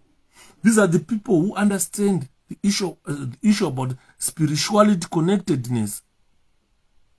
These are the people who failed to create employment in our country, who destroyed a level of education that we had in our country, who are now involving in all these atrocities, killing Zimbabweans, abducting Zimbabweans, shooting Zimbabweans, engaging in violence against the people of Zimbabwe. I don't know whether the spirit mediums can recognize ZANU-PF today. South Africa ndiyo nyika yao yavanopotera iwo mazano kana vapokana pachao. Yes, if you look at vana 𝗣𝗲𝘁𝗶𝗶𝗃, vana Mzembe and so forth, they are in South Africa. You see them vachitamba golf dead. Havagari kuzvimukuku kurugara vana veZimbabwe. Vakaluta vagari kuzvimukuku. Andiri kuona. Vana vavo vari muzvikoro zvinodhura. Saka uri kuona nyaya dzati kutaura idzodzo dzekuti we are suffering, ladies and gentlemen. Despite that these people have exposed themselves. Nobody exposed ZANU-PF. They exposed themselves to the people of Zimbabwe. We don't care about you. Stupid Zimbabweans continue to vote for them. stupid Zimbabweans continue to rig elections on behalf of ZANU-PF. They participate in election fraud. But it's like they are paying a deaf ear to the situation that Zimbabweans are facing, regardless that ZANU-PF exposed itself. And murona. Saka nyaya yatu kutaura varume ndeyekuti ukatarisa war veterans, ukatarisa vanhu vakaenda kuhondo kubva kuma 1966 hapasina ane 50 years. Because inini kana ndine 51 years hana kuenda kuhondo kaini. Hondo yakapera ndine 9 years 9-10 years. Ko munhu akaenda kuhondo, hondo payakapera anga ane makore mangani? Handifoti pane munhu akaenda muhondo akarwa hondo payakapera anga ane 16 years. Hakuna. Kuita kunotrena, unotrena wobzoka wopinda musango worwa hondo, hondo yopera une 16 years. Unenge wakatrenwa nemakore mangani? Saka munhu wese aive 16 1980 plus 42, which is about 16 years plus 42, 58 years. Munhu wese, let me safely say, kuti munhu wese ane 60 years zvidzika hakuna hondo yakaenda. Mwachandirambira pana. Mwapana achandirambira. Kuti munhu ane 60 years nhasi zvidzika hakuna akaenda kuhondo. Hakuna. Mawo veterans vanhu vatingati vakatopinda muhondo nezvivindi nehondo marwa yaita, tikatotarisa zvinezvi pamwe is 75 years and above. Vari pakati apa vari dubious. Pakati apa vari dubious. Bosi kana hondo yakapera, let's safely say you were 20 years pakapera hondo, wanga waenda kunotrainwa nguwai? Bosi vanhu vaenda kutraining 2-3 months 6 months vari kutraining wobvapo woda kuhondo. Kana une 20 years uchiti wakaenda kutraining 1975, how old were you? You were 15 years uchienda kutraining. Wodzoka woenda kuhondo kupi? Ndotasa mwana wangu, handimaona mwana wangu ari panapa, it's almost 14 years haende kuhondo. Kana usina kuzvara kuchengeta mwana anosvika 14 years, ndopa unonyatsoona kuti uri kunyepera vanhu. Ndakaenda kuhondo nde 14, ndakaenda kuhondo nde 15 years. Uri kunyepera vanhu. Lying. Mapicture evanhu vaitraina nguva dzao ndotinawo. Hapana munhu, kana pane picture, endai munoona video yaimbwa namujuru kuti hondo kumanika. Endai munotarisa video iyoyo. Munotaridza kuti pane mwana ane 20 years iri paya kana 16 years paya. Most people were yes, they were refugees in Mozambique.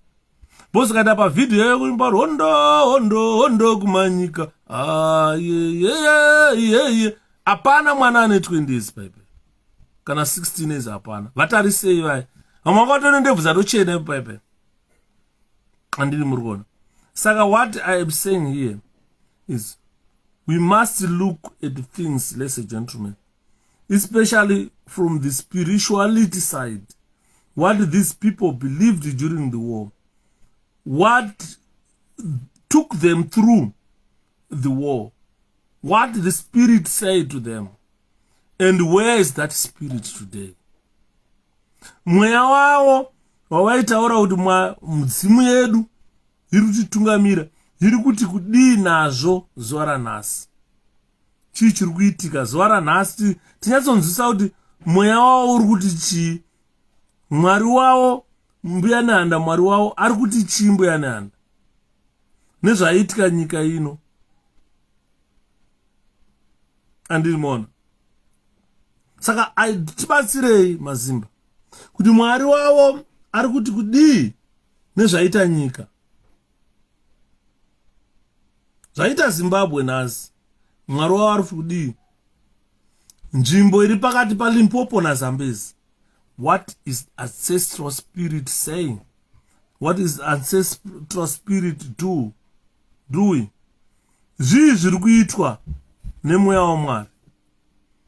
Because kada kuona war veterans iwaya kuti during the war spirit mediums helped them to stay sane. Spirit mediums and to copy with the negative circumstances they were facing during the war of liberation.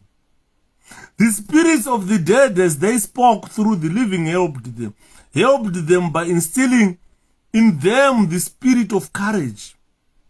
You talk about Mpuyane and death is taking its toll on warvets. Those who were the youngest by then are now 6 years. Yes, I think the youngest are now 6 years, but these did not fight in the war. And in more, the spirits of the dead, which spoke to them through other mediums, where are the spirits today? The spirits that they gave them or instilled in them courage to go and fight an armed Rhodesian force, a well-trained Rhodesian force. Where is the spirit today?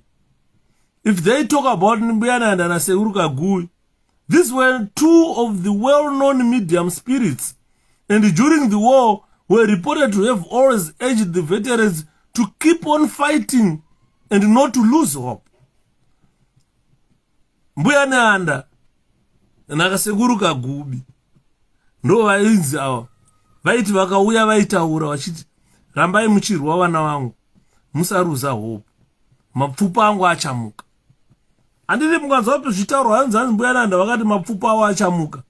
Hatizvati mapfupa avo akumuka kuti nyika isafere ife nenzara here. Kana kuri kumuka kwemapfupa Mpuyane vatove ngozi kaambuya avo. Hausiri mudzimu wenyika kawo. Hanzi vakaenda just cross the borders at 16 and sent to refugee camps. Bozi kutambura kuruta Zimbabwe, nyika dai ari munhu achifamba akapfeka marengenya nhasi nemapatapata kutanda botso, nyika iri kutanda botso kai. Zimbabwe iri kutambura. Saka tiri kutaura tichiti kutambura kuri kuita vana veZimbabwe. Mpuyane vakudzoka yangozi kamusha. Hausiri mudzimu wakanaka wakadai. Unoita kuti vana vapfeke marengenya munyika, vana vatize nyika vonoshava. Kwavanoenda vachisvika vachibayiwa, kunyatsoona kuti yangozi hausiri mudzimu. Tiri kufa tichipiswa kune dzimwe nyika. Unochema. Ndakatarisa bhodhi yaElvis ndakachema. Ndakati Mwari, what am I witnessing here? Ndakatarisa video yacho ndikaita breakdown. Ndikaita mazuva ndichichema kuti what am I witnessing here? KuZimbabwe kwatakatiza tatisingaiswe mataimuro tichipisirwa pachena, tainopisirwa masango nemhondidzi. Ukaona kuti Satani nengirozi dzake dzezano idzi nengirozi dzake dzemaJoni idzi ndo vari kutiuraya in a way yekuti zvinopa trauma kuvanhu vari kuona. Handiti maona. Saka I don't know why the current Zimbabweans or crop are losing hope in the fight to fight Satan. Zanu ndi Satan. Mukasafighta Satan tinge taruza hope. Tuenda tatoitoi ku South Africa. Tuenda tatoitoi tichirwana nemaJoni. Tichipiswa muroad. Saka chinozoshaisa simba rekusimuka to fight ZANU-PF chi. Because after the war, ladies and gentlemen, some of the participants vakaenda kuhondo, they still maintain that connection na Mpuyane. They still maintain connection with their spirit mediums. They still connect that connection. Those who were on this vakaenda vane connection yacho, they helped by giving them a sense of safety. This is what they say. They say our achievement was through the successful bira dzavaita nana Mpuyane nguva dzehondo vachiti these are ancestral spirits who helped them to fight the white people. They said connection with the spirits had helped them to cope with the rejection and alienation that they had faced from civilians after the war. And more. So they are feeling today that the civilians need not to stand them, to challenge them. The spirit mediums were happy and grateful that they won the country's independence. This is what they say. talk to any war veteran today, anokutaura kuti midzimu yakafara kuti takawana independence. Handifunge kuti midzimu yakafara kuti takawana independence isu. Handifunge. Handifunge kuti midzimu yakafara kuti takawana independence. Because ukada kutarisa mbuya Nanda na the great mbuya Nanda was the great chimurenga spirit. Always told magandanga yakuti mapfupa angu achamuka. That is translated into English to mean my bones will rise. This means that although she was dead, she was going to come back again to revenge whatever atrocities were being done against her children. I don't know where is Mbuya Nanda when the children are being burned in South Africa. I don't know where Mbuya Nanda is when people are being killed in Zimbabwe.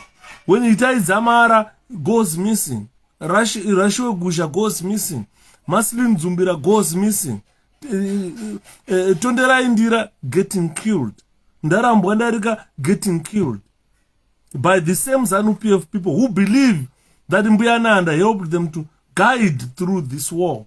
But where is this Mbuya Nanda? Why can't she come back and tell these people that this is not the revenge that I was totally telling you? You are committing atrocities against the people of Zimbabwe. Therefore, we did not have fear during the war, because they did not have fear during the war, but they felt they felt their connectedness to their ancestors was very important to win them the war. They believed that Mbuya Nanda nemimwe midzimu were the pillar of strength during that time. But my question is, we are in 21st century. Where is that Mbuya Nanda? Why is Mbuya Nanda vachingoregera ZANU ichingobata vana ichitswanya ichiponda? Kuti vanhu vaurawa neZANU vatodarika vanhu vakaurawa naIan Smith during the war. Mbuya Nanda muri kupi? Imboyaika kwandiri kuhope, nimbotaura nemi. Kana kunundudza kuti munowanika gomo ripi ndonokwira nagomo rinoere. Ndonokwira ndakatakura gemenzi rangu chimba mapostori munodeiko bhasikoro neHonda, ndoti Honda Honda bhasikoro neHonda. Ndudzei kwamunowanika Mbuya Nanda ndiye nditaure nemi. Ndoda kunzwisisa kuti where are you when Zimbabweans are being murdered? Where are these ancestral spirits? Where are they? Because during the war, every time these people come, they will tell you, we need to respect the spirit mediums. Nasma spirit mediums are kupisirwa misha. Madzimambo ari kudzingwa. Muripi vana Mbuya Nanda? Because you are the ancestral spirits. People believe that you have got more powers and you had authority that imparted to the commanders who led this war. But today, we don't see you leading as you led during the war. And during the war, these ancestral spirits, they promised Zimbabweans that you are going to the land full of honey and milk. And these people believed it. If Mbuya Nanda comes back to Zimbabwe, walking, traveling around Zimbabwe, where is the honey and milk that you promised the Zimbabweans? 42 years, 43 years down the line. If you come, Mbuya Nanda mukauya, munosangana neduzhi. Duzhi richibuda mupombi kuti svaku, duzhi. Amusombofamba makasangana nemvura yakachena yekuno. Mukaka uchine mukaka mukaenda mombe dziri kungofa nguva dzega dzichipiswa nezvirwere. Hakusina madip tank. Nyuchi dzacho hakuchina miti iri kutemwa raagwenga. Kuchina uchu. Mbuya Nanda vakauya nhasi muZimbabwe. Yavakataura kuti nda kuti muende kuKanani kuuchine mukaka. Vanosvika vachiona chii muZimbabwe. What is she going to witness? Duzhi riri kubuda mupombi kuti svaku. Bva kuna manyame. Ndori kudzoka Mbuya Nanda vachimwa. saka tizoziva kuti ndo uchine mukaka here wamaitaurira mbuya Nanda. Maidi kutaura kuti muchadya duzvi, toziva kuti chadya duzvi, because vana veZimbabwe vari kunwa matuzvi. You were supposed, makafa, mbuya Nanda, you were supposed to have told the Zimbabweans that please, mukwama kuenda kunyika muchanwa matuzvi, muchagara marara muHarare nemakonzo. Tasikaziva kuti Harare ichazara marara zvayakaita. President wenyika achitaura kuti hakuna zvichemo zvinoenda zvinosvika kwandiri inini kana uri MDC. Zviri nani nyika yacho izare marara. A president sabotaging councils. Ndio here mbuya Nanda zvamakataura izvozvo. And the young people who went to Moses. Ndakunzwa mbuya Nanda kuti ndo zvavakataura here izvozvo. Are those the challenges? Because we had the challenges that we faced during the war. Are these the answers to the challenges that we faced during the war? Because every Zimbabwean suffered. Civilians suffered. The guerrillas suffered. The Rhodesian Front suffered. Apana munasina kusafa nehondo. But are these the promises that you gave Zimbabweans? To say, nyika yamuri kuenda ine uchine mukaka. Nyika isina kana road. Andimakaona video ndakaposta kumaruzeva. Hakuna chamisa hatongi. Hakuna 𝗍𝗶𝘁 councillors kumaruzeva. Kune makancelors ezana. Kurudonzwa bhazi nemadhongi. Where are you mbuya Nanda? Madhongi. Panza kuti bhazi ritakure madhongi richidonza trailer zere madhongi. Madhongi akudonza bhazi kumaruzeva. Hakuna kana mabiriji ekuti vanhu vanocross. Takangona one bridge kabridge kemabhasikoro kakavakwa kudando. Atina bva tazomboona rimwe bridge rakavakwa. Where are you mbuya Nanda? Is that honey and milk which you promise? Sewage yatiri kuona iri kuyerera muHarare, is it honey? Sewage yatiri kuona iri kuyerera muHarare, is it milk? Marara akazara Harare ese.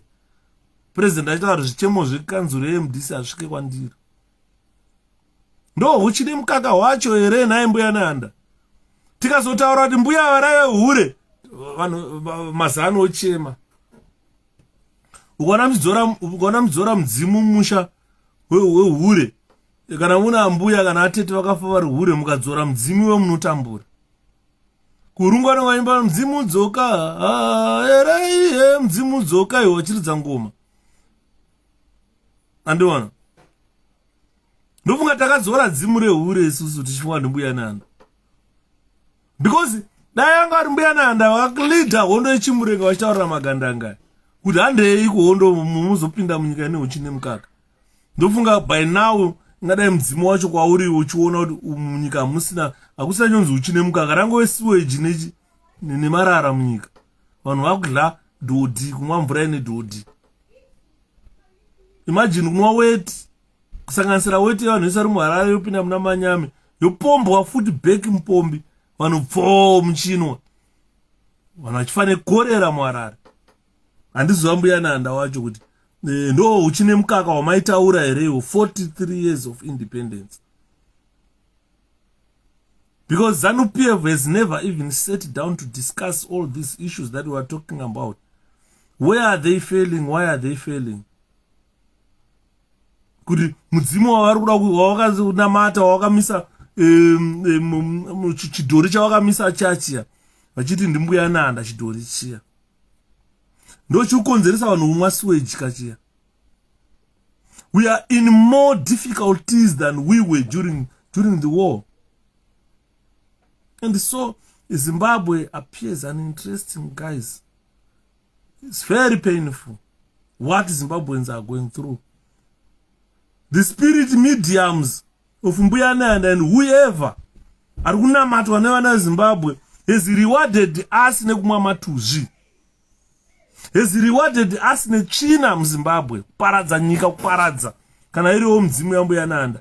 Andofunga takadzora hure tichifunga kuti tiri kudzora mudzimu wambuya Nanda. I don't think kuti ndo midzimu yakashanda to bring Zimbabwe or to free Zimbabwe. I don't think mdzimu yakashanda to bring or free Zimbabwe is happy to see the Zimbabwe that they said will be honey and milk. Yeah, Zimbabwe ma refugees.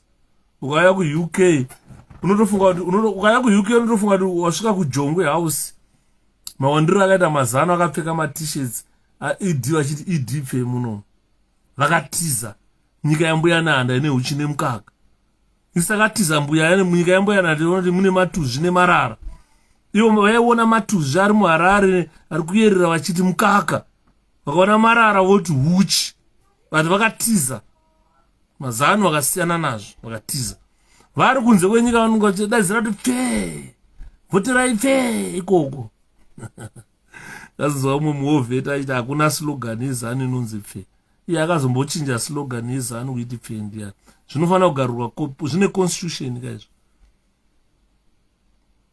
andini maona. So if you look at what the war or the narratives from war veterans, they point to the importance of spirituality in the lives of people, the importance of spirituality to the nation of Zimbabwe. But when we look, analysts, to the importance of the spirituality, we don't see any importance in the spirituality as Zimbabwe's status quo we see in our country. Akuna, because the belief in medium spirits is embedded in the background or in the cultural background of our nation, and that used to boost the mentality and the wellness and the resilience of those people who went to fight. But today, if you ask, is this the same Buyananda these gorillas prayed that brought matuji nemarara mZimbabwe instead of honey and milk? Muganzi namatai mwari moriza mere yo we bada msoro ndugu kutanga wana waroa nembanje kutanga wana wabemeswa ngrini cocaine namatai mwari amusikuda. Muna matambu yananda wakaunza matuzvi muHarare vakaunza marara muHarare vachita ndiri kupai uchine mukaka rambai makashinga rambai muchirwa. Takamira nanhasi 43 years of independence tikumirira uchine mukaka. Kuna hatina chataona isu. Kuna chiri kuuya kuZimbabwe. Hakuna chataona, hakuna chiri kuuya. Saka kabelief kenyu kekuti Mbuyananda wakati uchine mukaka mapfupa wangu achamuka. Asi vakumuka ngozika.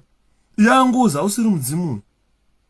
Kuti nyika inopererwa nema-ideas.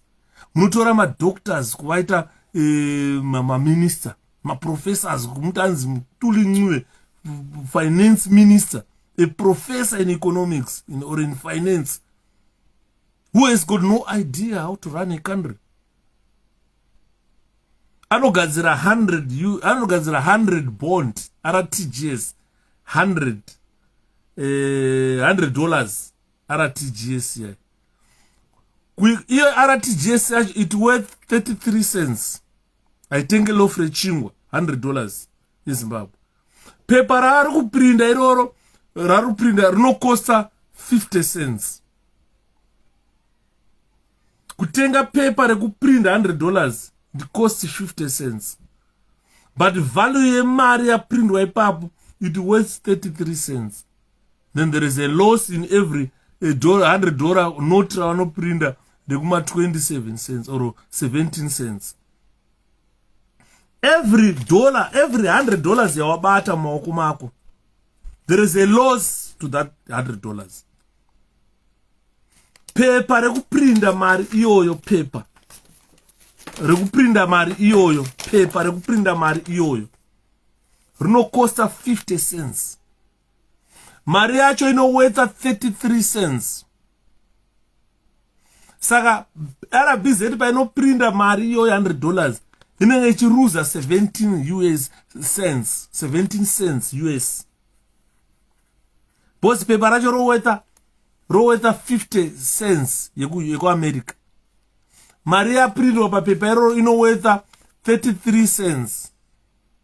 Asiwo kaipo wanongoinzo kabata $100. Uruto watoruza, patoruzwa 17 cents. Ipapo. Ndi professor the finance or professor of economics vari kuprinda mari yatikutaura nezvayo. Ndipo unoona kuti mbuya Nanda havashandi. Vakaprinda chi50 mbuya Nanda chete kavaudza. Don't waste your time. Why are you printing 50? Izuda 50 mbuya Nanda aitenge chainotenga.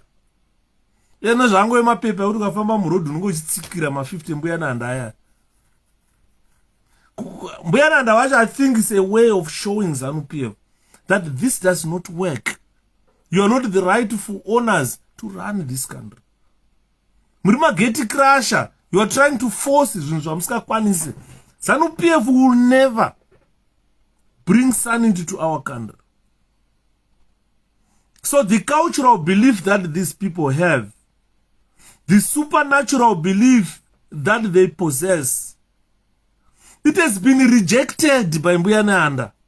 Ndosaka muri kuona even $50 yavakaprinda vachiti ndiya Mbuya Nanda, vakatora chifesi chacharwe chehurewo zvaarora izvitamburirawo vakaisa ipo paya, chakashaya basa. It doesn't buy anything. Kana sweet nasingapa 50 URTJs doesn't buy anything. Ndovaona kuti the spirit yaMbuya Nanda yakazviramba izvi, yakazviramba. ZANU-PF is a rejected party by the spirit yaMbuya Nanda. And ZANU-PF has been warned about these dangers. Kubva kudhara they've been warned. Musauraya vanhu, musaita sei. Munhu akaisa Robert, munhu mweya muchena waMwari hanzi uchibata pana ainzaniko ndimwasha here. Ndianiko mudhara uyo. Kuzi mwasha handimupiwe zvakanaka, anenge ng'anga. Bochidhara checho vawimbo tikataura mwasha ing'anga. Ndara vawimbo vachibatwa nemweya muchena waMwari vakataura vakati Robi uyu Gabriel atema mutu uyu ndiye achatonga nyika inoyi. Ndaudzwa nemweya muchena waMwari iri kudhara kari kamwana kadiki kaRobert aka. Zvikanzikana wotonga usabata ropa mwanangu. Mweya muchena waMwari wandiudza kubva kumusoro kudini.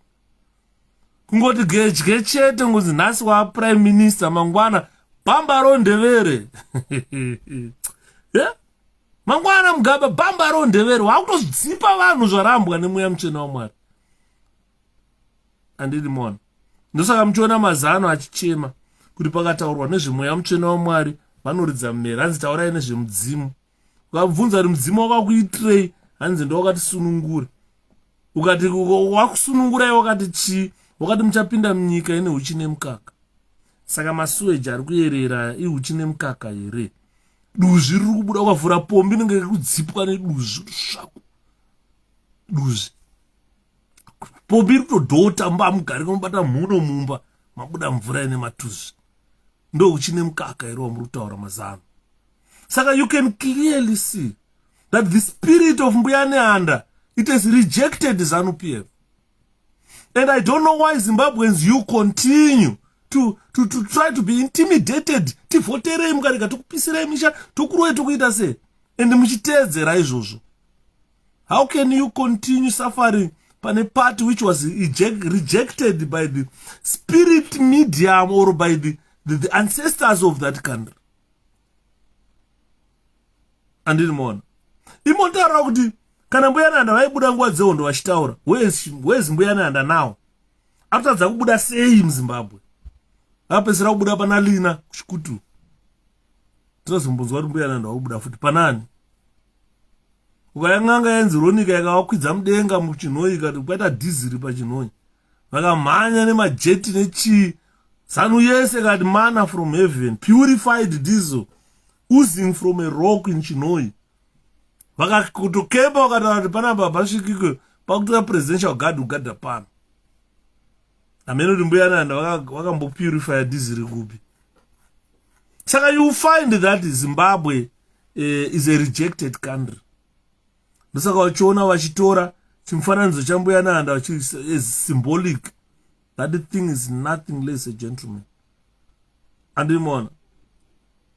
Because after war period, it's a very important period. That's the period you must look at to say, did the spirit medium promise what these people were telling us? Because regardless of political parties, we've got new political parties, and the political parties will continue to emerge. most of which appreciate our suffering. We are suffering. Even the participants of that war are suffering worse. Regardless that we need to appreciate them. Sometimes unombofunga out, hey, how can you appreciate vanhu vanonamata Satan? Vanhu vanoona zvakakodzera kunamata Satan vasinganamate Mwari. Anditi mona. Because I don't think kuti angari mbuya nanda aitaura. Ndovuka zvazvingoriwo zvimajeans. Ukaenda kuchiyawo, achiyawo kana kumayawo vanokuti majini. Ngirozi dzaSatani dzadzi. Ndo dzaingodzika dzichinyepa dzichitaura kwadzisina kuswera. Because what they wanted is just to make sure that they continue to fight dzozouya dzozomaropa munyika medu. Saka atisina hope. You don't have hope with ZANU-PF anymore. I have got no hope in ZANU-PF. Nobody has got hope in ZANU-PF. Saka Bible ukadzarishtarati, don't consult the dead. Musafuka kuti Bible rinopenga. Ini ndiri mupostori madzibaba chaiwo. Andina mate ndakabata Bible. Nokuti mweya mutsvene waMwari ngauye undiudze zvawakanyora muBhayibheri. Unoziva kuti ndakamboedza mweya mutsvene waMwari rimwe zuva. Wadzika mweya mutsvene waMwari ndikati baba, ko timbotitaurirai kuti tonzwa zvinhu zvakadai. Unoziva mweya mutsvene waMwari kana uri waMwari unobva kudenga. Unoita manyemwe pasi pamusoro pezuva. Pasi pezuva panapa. Wakatanga kundiudza zviri muBhayibheri. Varume regai ndikutaurirai. Mukaenda kuna Vakorinde pakati. Vakorinde vanoti zvakati. Ukaenda kuna zvakazarurwa pakati. Zvakazarurwa. Tsvakai Bhaibheri panze apa muvhure zvandiri kutaura izvi. Mweya mutsvene waMwari waburuka uchikuudza zviri muBhayibheri. Mavhesi mamwe asati amboziva asingaparidzwa naChiwenga. Mbuya nanda nasekuru Kaguru anga atori marombe. Aya anga atoriwo marombe zvawo aya. Pamwe dzadzitoriwo mbavha dzemombe dzakangobatwa zikadimburwa musoro dzaramba kubhadhira tax. Ndova nekushupika kwese kwatinako. Exactly. Taura yenyu mukoma love. Aya anenge anga atoriwo marombe mbavha dzemombe zvadzo dziyadzi. Boza handifunga kuti mbuya nanda aibuda pana Charwe paipai. Watakazwa kuti akanga akurara nehanzvadzi. Kuita incest. Ndo mudzimu wenyika yeZimbabwe iwoyo. Ngari vana ponera varipi kuti zvatiri kutaura vari kuzvinzwa here? Nyari zviri sei mwana wamai? Ndoda ponera pano, ndimudzidzise ponera. Kuti teerera mudhara. Handifunga kuti vanhu chipoko chamakamisa muna Julius Nyerere ndimbuya nanda mudzimu unoera uyo. Hakuna chachiri mbavhawo chemombe chai. Otherwise pakataurwa chokwadi kuti chakadimburwe musoro, unozonzwa kuti chakaba mombe chimukadzi chai. Because mabhunu vanga wane utanga wokuita mombe dzavo. Andimona. Because ukada kutaura nezvemasvikiro eZimbabwe. Hapana paunombozvitaura masvikiro eZimbabwe usina kusiya kutaura zveshiri yainzi chapungu. Shiri inonzi chapungu yayo ine maimportance ainayo munyika yeZimbabwe. Kana chaka chiri chokwadi chataiudzwa nemagandanga nguva dzehondo. Kuti waiti ukaona chapungu chauya pakembi.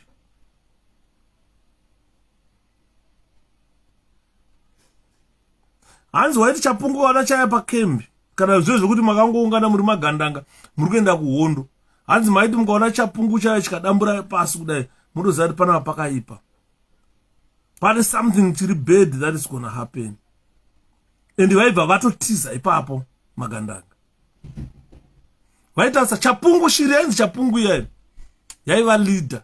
Yaitovaratidza kuti panapa pashata panapa. Vototiza magandanga. Mbobvunzai nhasi chapungu chachiripi.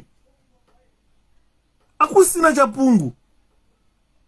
Because during that time spirits would also show themselves in the form of animals like baboons. Nakambokudza ndikati nakambona gudo rewhite nini panonzi paChiNoe-Caves. But ukatenderera muZimbabwe unogona kuti shaya indakariona paChiNoe-Caves white baboon rakachena ndumpu gudo. Wabona apa papapo mwana undirambira indakariona paChiNoe-Caves a white baboon rakachena kuti mpu. Saka uri kuona masvikiro amene kuti masvikiro izvo zvaakuya dzaanyoka here, because kwaona nyoka dziri kubatwa muZimbabwe so unoti Mwari muripi. Saka anzi whenever we saw baboons running around making noise, we would know that we were going to win the battle. Makudo aita anza tikaona makudo nemakomrades akauya akamhanya akaita noise totoziva kuti panapa bhunu ngaripinde tinonge titsosonye bhunu panapa. They had beliefs in that, but you wonder now kuti zviripi zvinhu zvatiri kutaura izvozvo. Hanzi waiti ukaona makudo akanyarara akapeta maoko sotizai, mutoziva kuti patagara panapa hapana kumira zvakanaka. Saka zvakawanda guys, if we hanzi kataiti tikaona mute chai mute covering the place, it would mean a fierce battle was about to happen and we would prepare for it. Zvaitaurwa nemadhara. Hanzi taiti taona paita mute so taitoziva kuti nhasi chakatsva, wakumana gadzirirai nhasi kuti pacharira pfuti pano, bhareo repfuti rinogonya nekutsva. But zvese izvozvo tiri kuvabvunza kuti zviripi. Hanzi maiti mukakrosa rwizi rwakazara munenge mune matatya achiita noise, zvaitoreva kuti you are blessed. Because datya ukangotsika mvura datya rite noise, rikangonzwa kuti kobvokobvo rikanyarara toziva kuti hapa toshata. Ende waitoziva kuti rwizi hanzi kare maiti kana muchidira nguva dzehondo, muchidira rwizi kudai mune machura achiita noise. Hanzi mukaona asina kunyarara machura, mutoziva kuti takunohwina hondo, tikunopinda muhondo tikurovana nayo. Saka uri kuona mhuka zhinji dzaiuya, machura ane zvaaitaura nguva dzehondo, mafrogs ane zvaaita, mababoon ane zvaaitaura nguva dzehondo. Zvaivapa kupredicta makomrades chii chiri kumberi kwatiri kuenda. Ndozvimwe zvinhu zvavaitarisa izvozvo. Andimona. Amen. Kuti iye zvinezvi kuti machura nemakudo vakutadza here kuuya kuzovaonesa kuti mutuli mwoyo maisa uyu haasi munhu wefinance, hana chaanoziva. Hanzi Zimbabwe haina kana masvikiro, even madzimambo dai variko vaisatyidzirwa nemapoliticians zvinhu zvatakuona mazuva ano. Even Ian Smith chaicho ndosaka uri kuona Smith ari murungu zvaanga akaita zvezvo, haana kuparadza madzimambo. Timu rezanu ronyebera kunge roziva zvemasvikiro, hapana zvozikanwa. Paipa ndo pasina paya. Smith aitoziva masvikiro eZimbabwe than kumadhara. Avatori wesa, havana chavanoziva. Andimona. Saka unoona kuti hanzi vaiti kana hondo kana ichinge yapera, zvinhu zvaita settled. Hanzi mhuka dzaiva dzichitaura nesu during the war were no longer doing so. Why? During the war, kudai vachitaura nevakomana, zhura zvaitaura nevakomana, but kupera kwakaita hondo zvakadisappear zvese. Zvorevei? Vamwe unonzwa vachitaura they finished their mission. How can you finish their mission nyika ichinwa masewage? Because hanzi mbuya nanda wakati independence maana ayo ndakuenda. Nasi zvavo mama akuti dai zaimbuya nanda. Andimona. So during the war, these guys vairwa hondo nguva dzehondo, they encountered a lot of scared things. A lot of scared things. And those things gave them confidence. 21st century politics, we are encountering worse things than what these guys witnessed during the war. But where is our confidence? Todaidzawo zvura nemakudo here kuti zviuye zvitiratidze kana tuzvitume kuti ndaimuudza vanhu vasavhoterezana.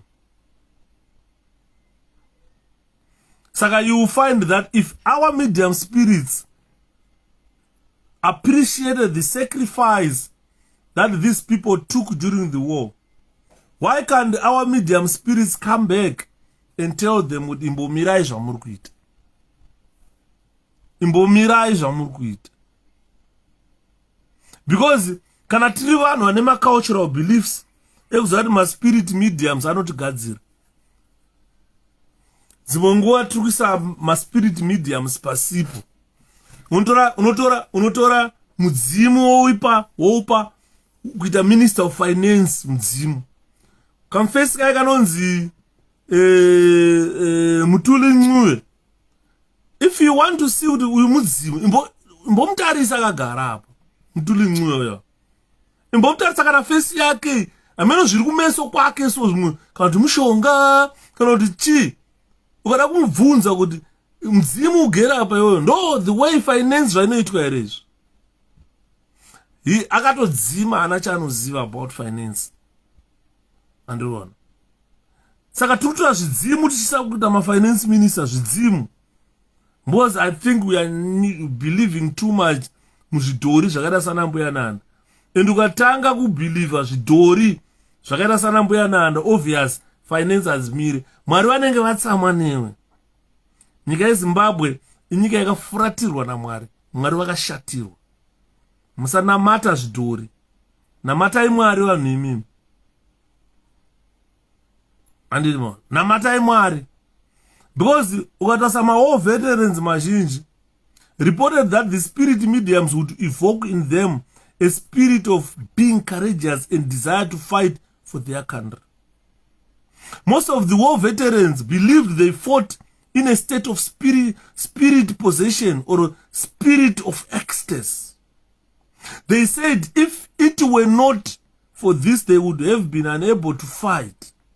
Again, the veterans mentioned that the spirit of war still lingered among the veterans, and some reported that even post-war, they felt this urge to achieve in whatever they did. They had observed that their life, even post-war, was driven by the experience that they had during the war. So if you look at that, how these war veterans are feeling, where's that spirit gone now? Where's the spirit gone? Because that spirit should be still with them to say we need to achieve what we said during the war, that we need equitable distribution of Zimbabwe wealth to the people of Zimbabwe, not to politicians and their children. Mugabe akapa famu mwana wa bona iri nhumbu kasati kazvarwa, ndosaka muri kuona kampana ka Robert kari kumhanya kachiti idipfe kari kuziva nyaya dzacho kuti kuti bona mwana wa Bhobho ane nhumbu, mwana wake asati azvarwa akapuwa purazi. Iwewe wachena musoro wakaenda kuhondo, hauna kana purazi raunaro, hauna kana chaunacho. But a foetas iri muwumbu is getting a farm. Andimon, kana mbuya Nanda vacho vanofara pakadaro. Vanofara pakadaro. Pane mudhara mumwe ndakataura naye musuno. Akati I was a form 3 ndine 15 years at a boarding school in Chipinge. I left the boarding school with the 2 of my friends. We really wanted to go and fight for the country. And up to now, we don't know what gave us such courage. When we reached the Mozambique border, war combatants were being trained in Mozambique. We could not find anyone to lead us into the country since we did not know that the way, and we were traveling by foot. We had to run back to school, and we traveled for over 100 kilometers that day. No one had noticed that we were absent, and that was quite unusual as we were away for more than 8 hours. We knew the spirits had brought confusion to the school authorities by failing to discover our absence. After 2 days, we escaped again. I really think the spirit medias gave us the power to soldier on and to feel a sense of obligation to join the war. We were very young kids by that time, and I really wonder what had got into us. And murugunzo mawo veterans varikushtaura hatitozivi chitakaitika kuti anyway, just young people. andi murikona handifungi kuti dai vari mbuya nehanda vacho vaiudza vana kuti endai kuhondo kuti vairegera nyika ichita zvairi kuita so. Nyika yeZimbabwe yakuita kunge we are fighting a fierce battle in that country. Kana mudzimu yacho iri mudzimu yeZimbabwe, I think yaramba zano. Vurai maziso muone. Midzimu yaramba zano iyi. Sometimes I don't know what's getting into you guys. Sometimes I don't know how you guys are surviving in that country. With the challenges that we are facing today. It's like a country in a war. Sometimes I believe kuti midzimu ikai. Kana iri midzimu chaiyo iyi. Haisi ndo midzimu yakatita led into fighting in a liberation war. Kana iri midzimu yakatitungamirira. Iri kutungamirira vana Mnangagwa nezano yawo nhasi. Handifungo ndo midzimu yakatita to fight in a liberation war. I don't think so. I don't think so, guys. I don't think so. Ndosaka muri kuona nhasi vamwe taa maKristu.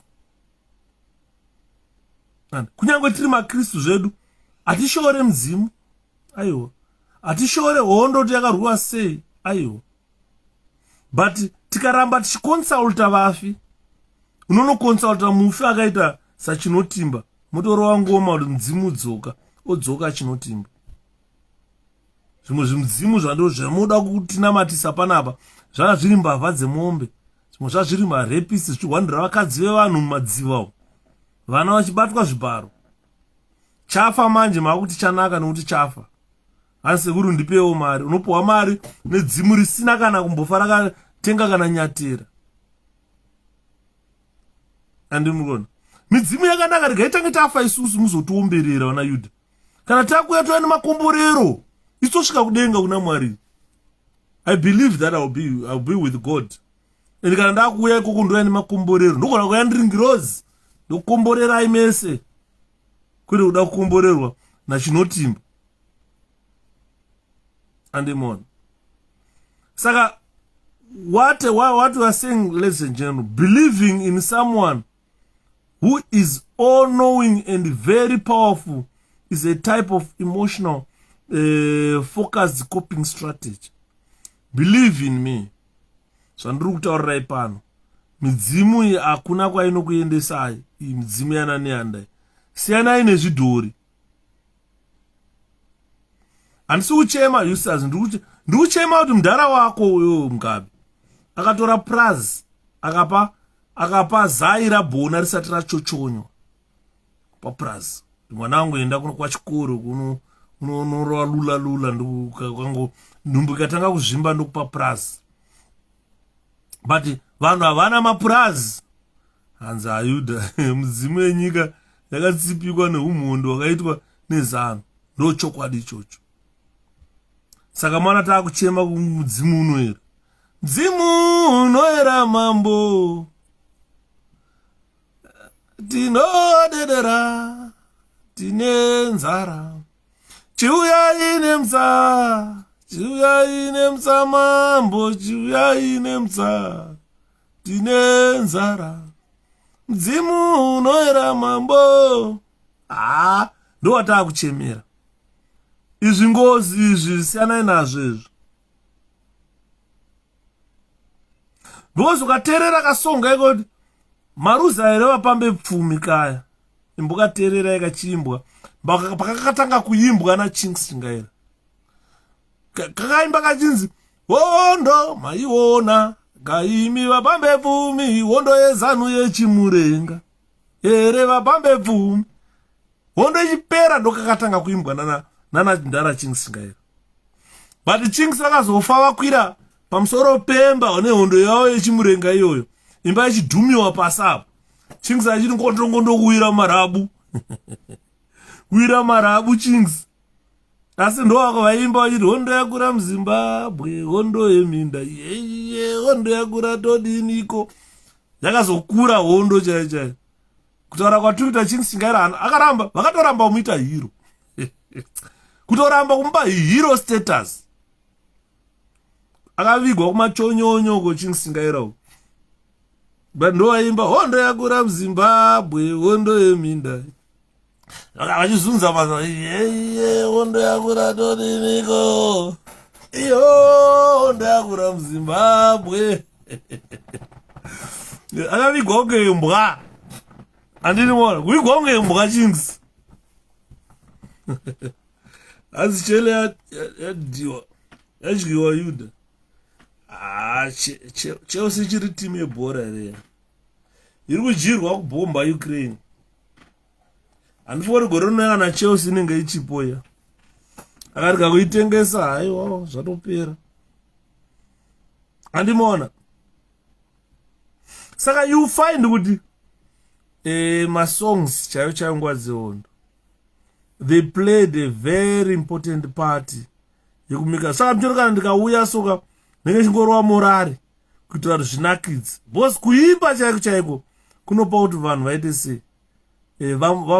Vanzwe kuda kuita chunhu. Anditi vanzwe kuda kuita chunhu. But ZANU-PF the spirit medium chacha ayaramba ZANU. And ukada kunzwa vanhu vachitaura kuti the spirit medium always warned my gorilla and gave them my rules of conduct during the war. And those spirit mediums, I think they gave them conduct after the war as well. So you find that as long as they want to continue to kill innocent people in an inhuman manner that they are doing today, those spirit mediums will never be happy. Kana nehanda akafa achisungirirwa sekutaura kwavo, haazofari kuti itaidza marafa achibayiwa asina mhaka yakapara. Saka mangwana midzimu yanaitaidza mara kana youya ndo inenge yakunzi midzimu yenyika manje. Andi muri kuona? The spirits did not allow brutal killings of Zimbabweans or killing of even their enemies by suffocating them. Mudzimu yenyika yeZimbabwe nguva dzehondo yakasingazvibvumire izvozvo. This was human and it was against the war teaching. Even 𝗪𝗲𝘁𝗲𝗿 kuti musanetse vasungwa munenge mabata. Kune nzira dzemasoja dzekuzvibata nadzo, tererai mitemo yose. Andimona. Hanzi pane nzira dzemasoja dzekuzvibata nadzo, dzekutererai mitemo yese. Zvakataurwa naMao kuti kunyangwe mukabata musa-ill-treata vanhu. Bhadharai zvamunenge matora. Dzidzisai masi kuti igodzwisa zvakanaka musangano. Zvakanakira kukananga musangano wenyu. But ZANU-PF, yes, yakakanganwa nayo. They started treating Zimbabweans as inhumans, as animals. Even mhuka chadzo hadziurawe sekurawa kunoitwa neZANU. Andimona. Saka inini I've got a belief. Yekuti I don't think kuti Zimbabwe kana maive nambuya nehanda imomo kuti vachirimo. Mweya wavo hamuchina. Mweya wavo uri kubuda muri kufunga ndimbuya nehanda ndihunzvi, chenjerai hunzvi. Vana Eustace kugara kusambiya. Ndakaona Mnangagwa akagara kune imwe nyika. Akagara akapeta chisero achipuhwa mbiya. Achiombera kuti tahunzvi. Poland. Zvonyadzisa zvazvo. Andinimona. So the rules of morality that were given to the war gorillas or magandanga iwaya akusisina mtemo yo. They were even warned about having sex. Kuti kana uchirwa hondo iwewe haufaniri kungonama. And the spirit mediums told them that those who defied those orders or rules, they will be killed in the war. Tokogara akafa. Achinamana nechimanyika chinonzopa chiya. Haana kuisvika Zimbabwe. They were warned, these people, kuti siyanai nelula kana muri muhondo, but they did not listen. Ruzhinji rwakapera ruchinamanama. Murume blaza inama mjuru ya akafa ipapo. aina Joyce anda Joyce akataura ndakazotora AK yakanamiwa ndakurowa ndege andimona. Saka ma-teachings iwaya vaidzidziswa dai ZANU-PF yakamachengeta after the struggle war, vasina kutanga kuna kuponda mandere ozobva kuzotanga kuzoponda nemashona kutaura kwatiri kuita nhasi ngadai nyika yedu ine uchi nemukaka po zvakanga zvataurwa kubva nembiri yemudzimu unoyo. Abasa musha nhasi mandikuwadza mbabvudza mati mutepi muri kubuda duzvi mai mwana kurivhura so richidzipa pombo duzvi motobata mhuno kana makuvhura mvura yekunwa kuZimbabwe. Zvosiririsa zvonsatsitsi andino. MaZANU-PF must be born again Christians.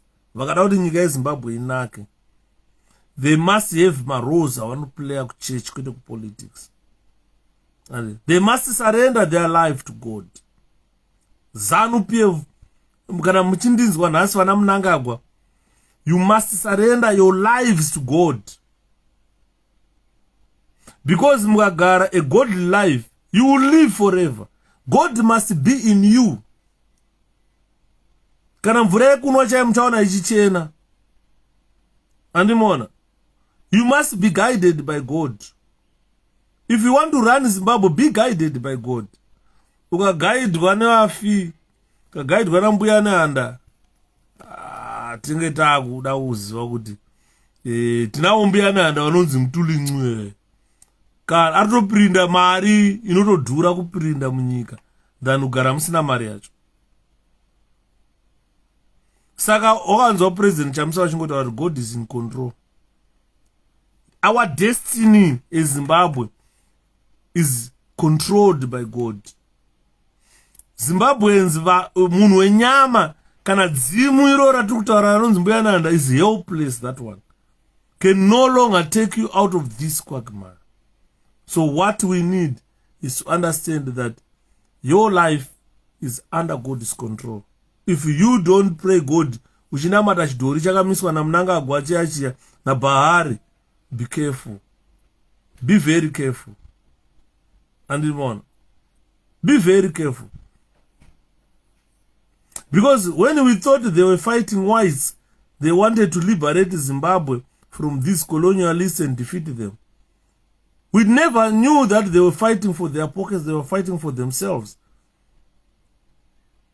And Saka, God is going to make sure that all the challenges we face, they will come to an end when Eustace and Company stop kunamata chidhori.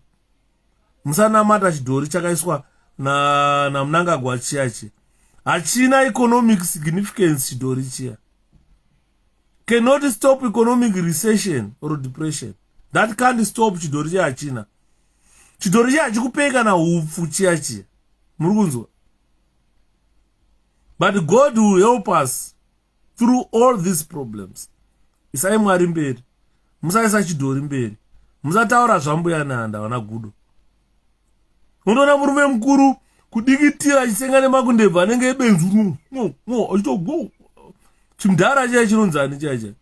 Chimudhara chine face inenge gwite. So zvakabunda kudai so kunge nhuta. Chinonzani chidhara chiya chamunoti mutsvango. Kudikitira kutaura zvina nebasa rese, zvina nemusoro wese. Ichomisa aita sei mwana? Sena ni mwana. Mwana aringotaura akakota Bhaibheri. Naye. Akafamba naye mwana. Mbosiyana ena Chamisa. Anditi mwana. Because Chamisa has instilled courage in the people of Zimbabwe. People of Zimbabwe are battling Satan. ZANU-PF is a satanist party, it's a cult. Chamisa has instilled courage in the people. He has instilled this fearlessness in the people. The people of Zimbabwe today are ready to go. They are ready for anything. Don't force them into these ancestral spirits that failed to bring sanity to our country. And Anzi hunzi chenjerai hunzi kutoenda kugwa zvakafanana ne nana kukupe vekuenda kugwara mudhara tsvangirai wachwangirai tabatana wana wenyu uendesa MDC mberi nhasi uno zviri kupi kana muchinzi siyanai nevafi kana ndafa inini pamwe ndini ngatoite mudzimu wakanaka chiwenga akafa muombera chiwenga kuti adzoke mumusha dzimudzoka muchidzosera chiwenga mbofungai vanhu veZimbabwe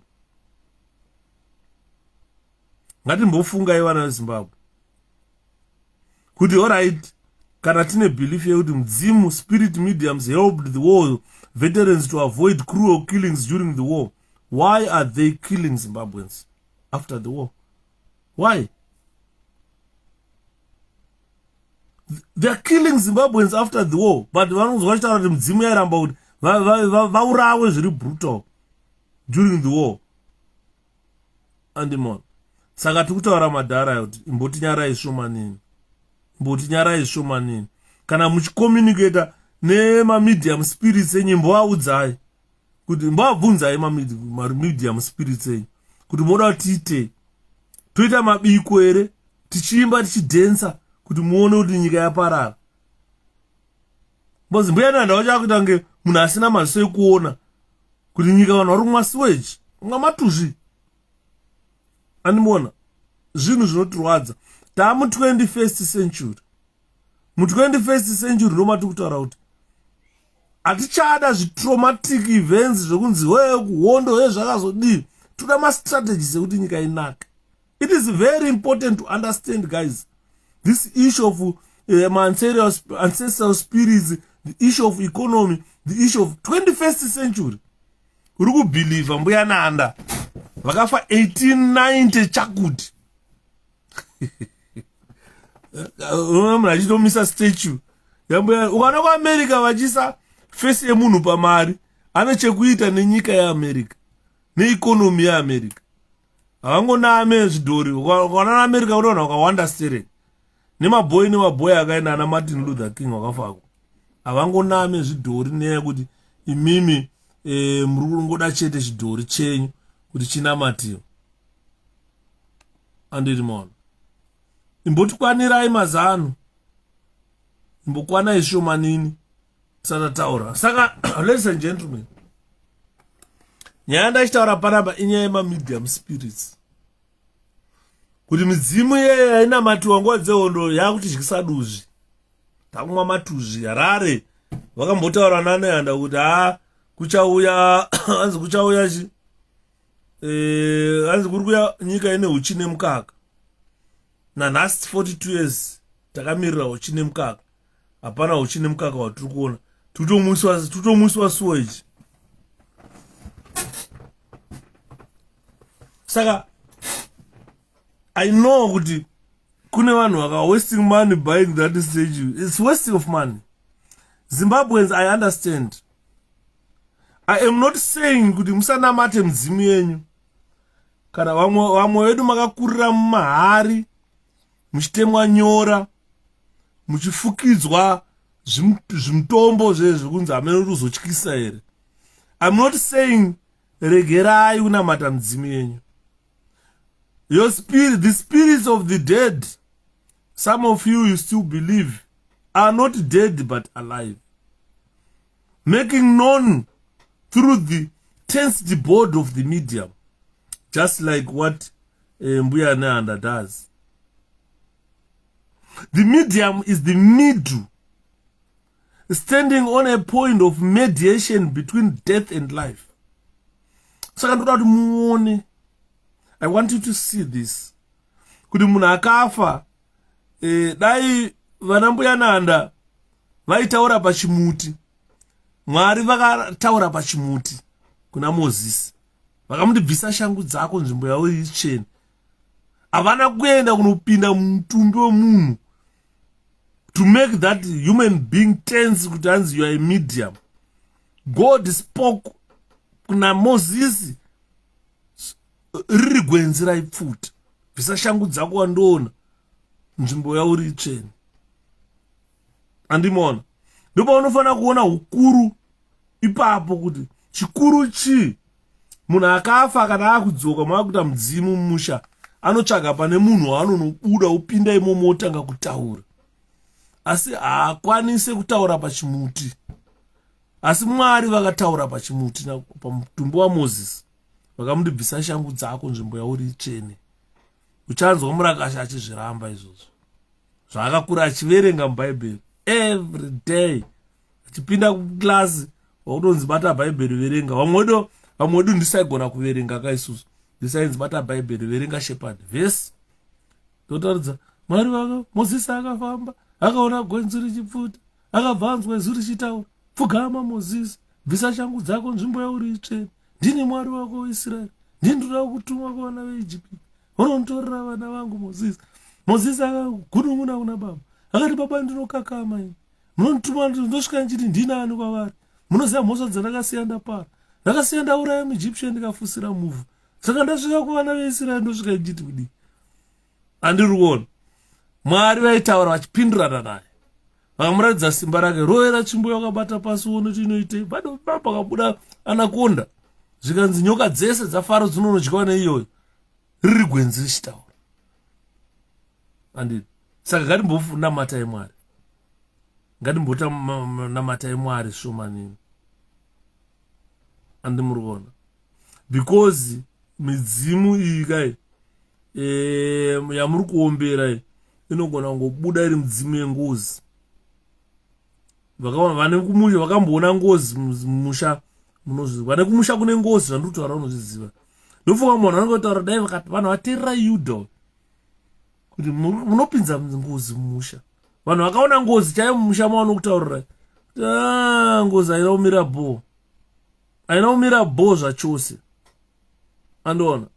Saka tikapinza ngozi yatofuka nemudzimu toti mbuya ndapinda mumusha, come and speak pachidhori. Ngaataure pachidhori, ngachimbotaura chidhori chaicho. Chikataura inini ndomira unamata Mwari, ndotonamata mudzimu. Andimona. Ngachimbotaura chidhori chatimbonzwa kuti zvii zviri kuda kutaurwa paya nemudzimu. Mudzimu dzoka iwe, yeraiye mudzimu dzoka, yaiye mudzimu dzoka, yeraiye mudzimu dzoka iwe, yaiye mudzimu dzoka, yeraiye mudzimu dzoka iwe. Adambonzwa ini chimbotaura chiachi. Andidi mona.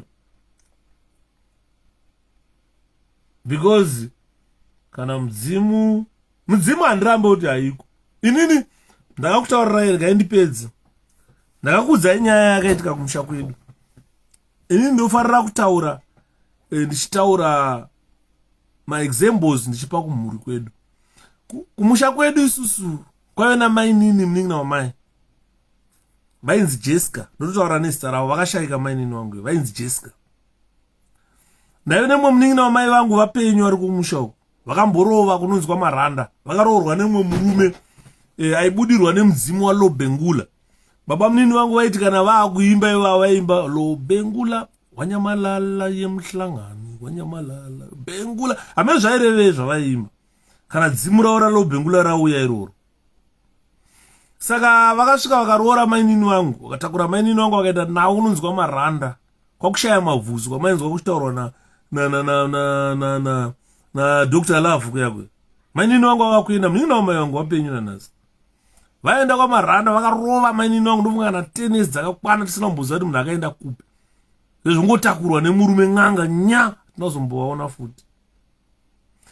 Mainini vangu sisi vavo vakarohwa, mudzimu wakauya pavari, mudzimu vari kubhangeti, kunonzi kubhangeti uko tugu mudzimu wabuda. Ukafamba netsoka kubva kunonzi mapraza ainzi kwaeresi kubhangeti, kupinda mubhangeti kufamba vachipfuura kumatura vachifamba vachitaura vachiuya kukaroi netsoka vakatutwa nemudzimu. Vakazongonhongwawo nemumwe driver murodhu amene aenda kukaroi akati mukadzi uya ndingafamba aneta. Umira paya, muri kuendei pamai? Vadaironda mudzimu, havasi mai vari kutaura, kamudzimu kutaura. Karoi muri kubhaketi kutaura zvokufamba netsoka unosvika kukaroi. Kanzi pindai ndikutakurei. Vatakurwa neblazi yavo vari murodhi.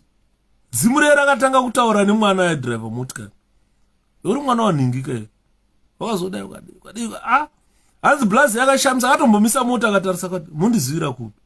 zvakanzi driver 10 ndiri kutaura mwanangu uri mwana wanhingi akazodai akadai zvese bvu dzimu richitaura ari mudzimu iriko hatirambe mainini wangu wakasviswa pamba nadriver iye akati ndanhonga munhu uyu kusvika pamba kuti nti ndanhonga munhu uyu murodhi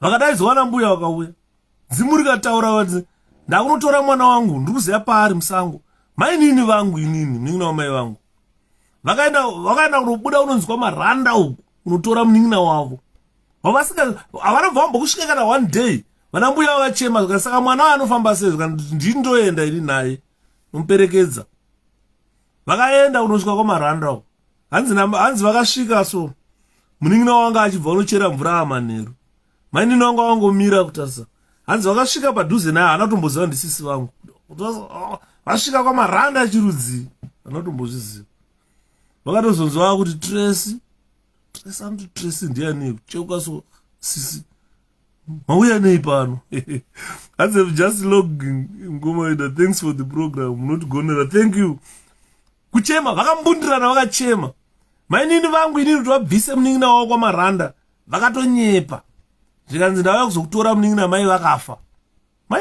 mhere kwetsi yawe mai vangu vatosvika kweko kumba kwalobhengula otorongedza bhazi avo takatogara padheni totomwa tii kuseni tikona katundu awe kati katunduka amanga gare katunduka amanga gare katunduka amanga gare ndabwerera kuvhina gure imi motipa kuimba zvimwe zvinhu pano takaona akatakura katundu mainini wasvika pai kugadzika pai mbuya wangu mai vangu vakagara so chimwa tii kuseni tozoona Tracy auye vanhu vakarwa neana akasvika ndopa akazoona kuti mai vangu vapenyu vandakanzi vakafawana wanga uri kupi kunotorwa nemudzimu kutorwa pasi kumaranda kupasi kwenyika u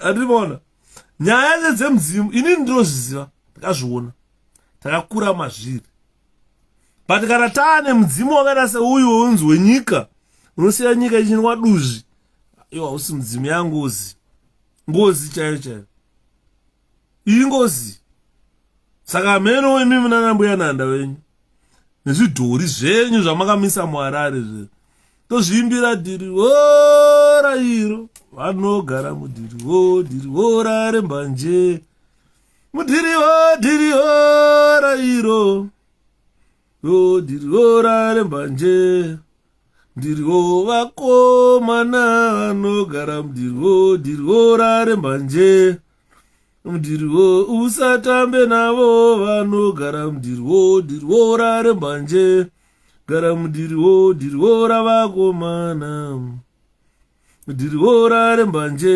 vanogara mudhiri rairo vanogara mudhiri rare mbanje nogara mudhiri vakomana vanogara mudhiri rare mbanje nogara mudhiri ravakomana dhiri rare mbanje iyo moti pamanyemwe anzi ndaita stress yezvino ndiri kungotumira vanhu maaudio kuti kana paine vamunoziva ka forwardai ikoko kana vekunze kwenyika mungoudzawo zviri kuitika kuzumba maramba pfungwa ndafonerwa namai guru mai olivia hanzi izvo tadedzwa tikutobva pamusangano izvozvi hanzi tanzi vanhu vesensasi vari kufamba mangwana saka zvavari kufamba mangwana nyoresai kuti pamba kana muri 15 munyeza kuti muri 20 kuitira kuti panozouya maelection toda kupa maballot paper kuti muno mutihwine zvine mutsindo tozokupai mabhure emombe 4 shamwari pakaipa zana inyari vanotange ZANU-PF itange isati ina election kuitange new political party vatadza kuvapa mabhure emombe kuti zvaita sei ngavavape andima ivo vakapusa nekuzumba dzimwe nguva kufunda kwakanaka mani ndofunga ndo meseji yandingokotwa nemunhu wese naiwe fadzi toita sei nevanhu vezanu ndaita stress ezvo ndiri kungotumira vanhu maaudio kuti kana paine Yeah, audio yacho ikoko kana vekunze kwenyika mungoudzo audio yatatumirwa anofunga every munhu anditumira audio yoyo munoma messages dzitoita sei iyo nevanhu ndo audio chete ringotumirwa nemunhu wese.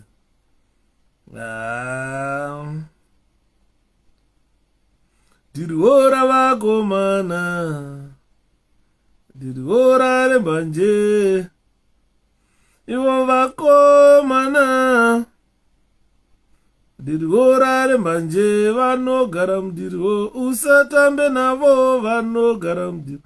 Dirihora rembanje, vanogara mudiriho, dirihora vakomana. Pakaipawo kumana. Regai tichipedza inini ndozorora. Semunhu aswera akamira. Ndati zuro takaposa ndachonera musango. Vanhasi ndakasirawo kuuya ndikati mapast 8 pandasvika regai tibva takurukura nevana veZimbabwe. Inini chandoziva nje ndokudai mese pabhuru rangu andifunga yeyi andifunga bambo parisei paosi hey Kwasha makafitwa nechure. All right, good night. Numboona ma message azi Kwasha makafitwa nechure. Good night man, morara zvakanaka. Nimboerenga ma messages enyaya. Night.